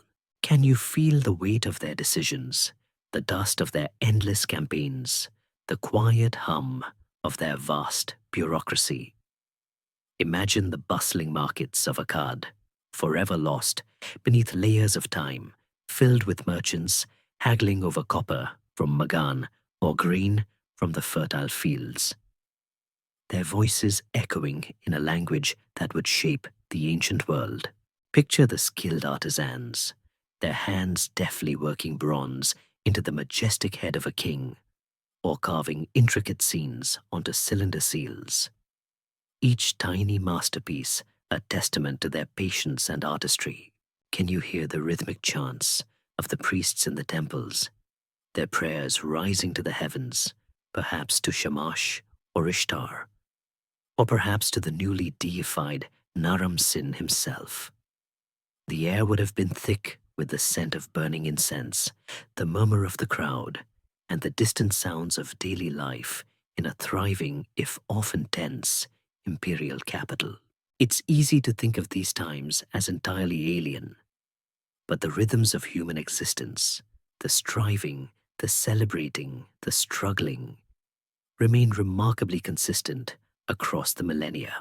Consider the ordinary people of the empire, the farmers tending their fields along the life-giving rivers, their lives inextricably tied to the flow of water and the changing seasons.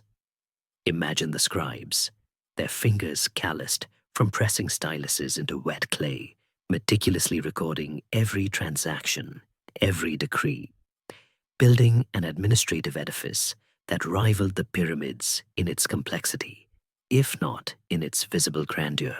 They were the unsung heroes of the empire, the silent backbone, ensuring that the wheels of governance, taxation, and trade continued to turn, even when the kings were off conquering distant lands.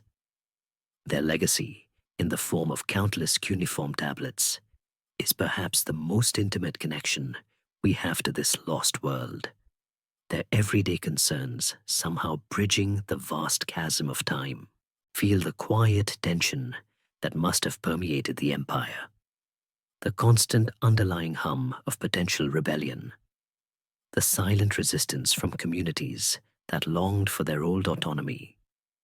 Think of the fear in the eyes of a village elder as the Gutian raiders descended from the mountains, their livelihoods and peace shattered by forces beyond their control. This wasn't a static, harmonious empire.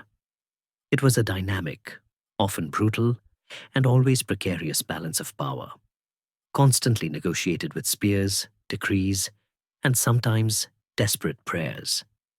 It reminds us that even under the grandest narratives of empire, the human cost, the personal struggles, are always present, often overlooked but never truly absent. Now, as the last vestiges of our journey begin to fade, let the imagery gently dissolve into the quiet comfort of the present moment. The dust of Akkad has long settled, its cities returned to the earth from which they rose. But the stories, the lessons, and the echoes of its pioneering spirit remain whispered through the ages, carried to us by the meticulous work of those who dared to dig beneath the surface of time. The ambition of Sargon, the divine claims of Naram-Sin, the quiet industry of the scribes, the resilience of the Sumerians. All these threads weave into the rich tapestry of human history, a tapestry that continues to unfold, one quiet moment at a time. The grand narratives of power and empire, though sometimes filled with the clatter of bronze and the clamor of conflict, ultimately reveal the shared human desire for order, for prosperity, and for meaning, even as they contend with the inevitable forces of change and decay.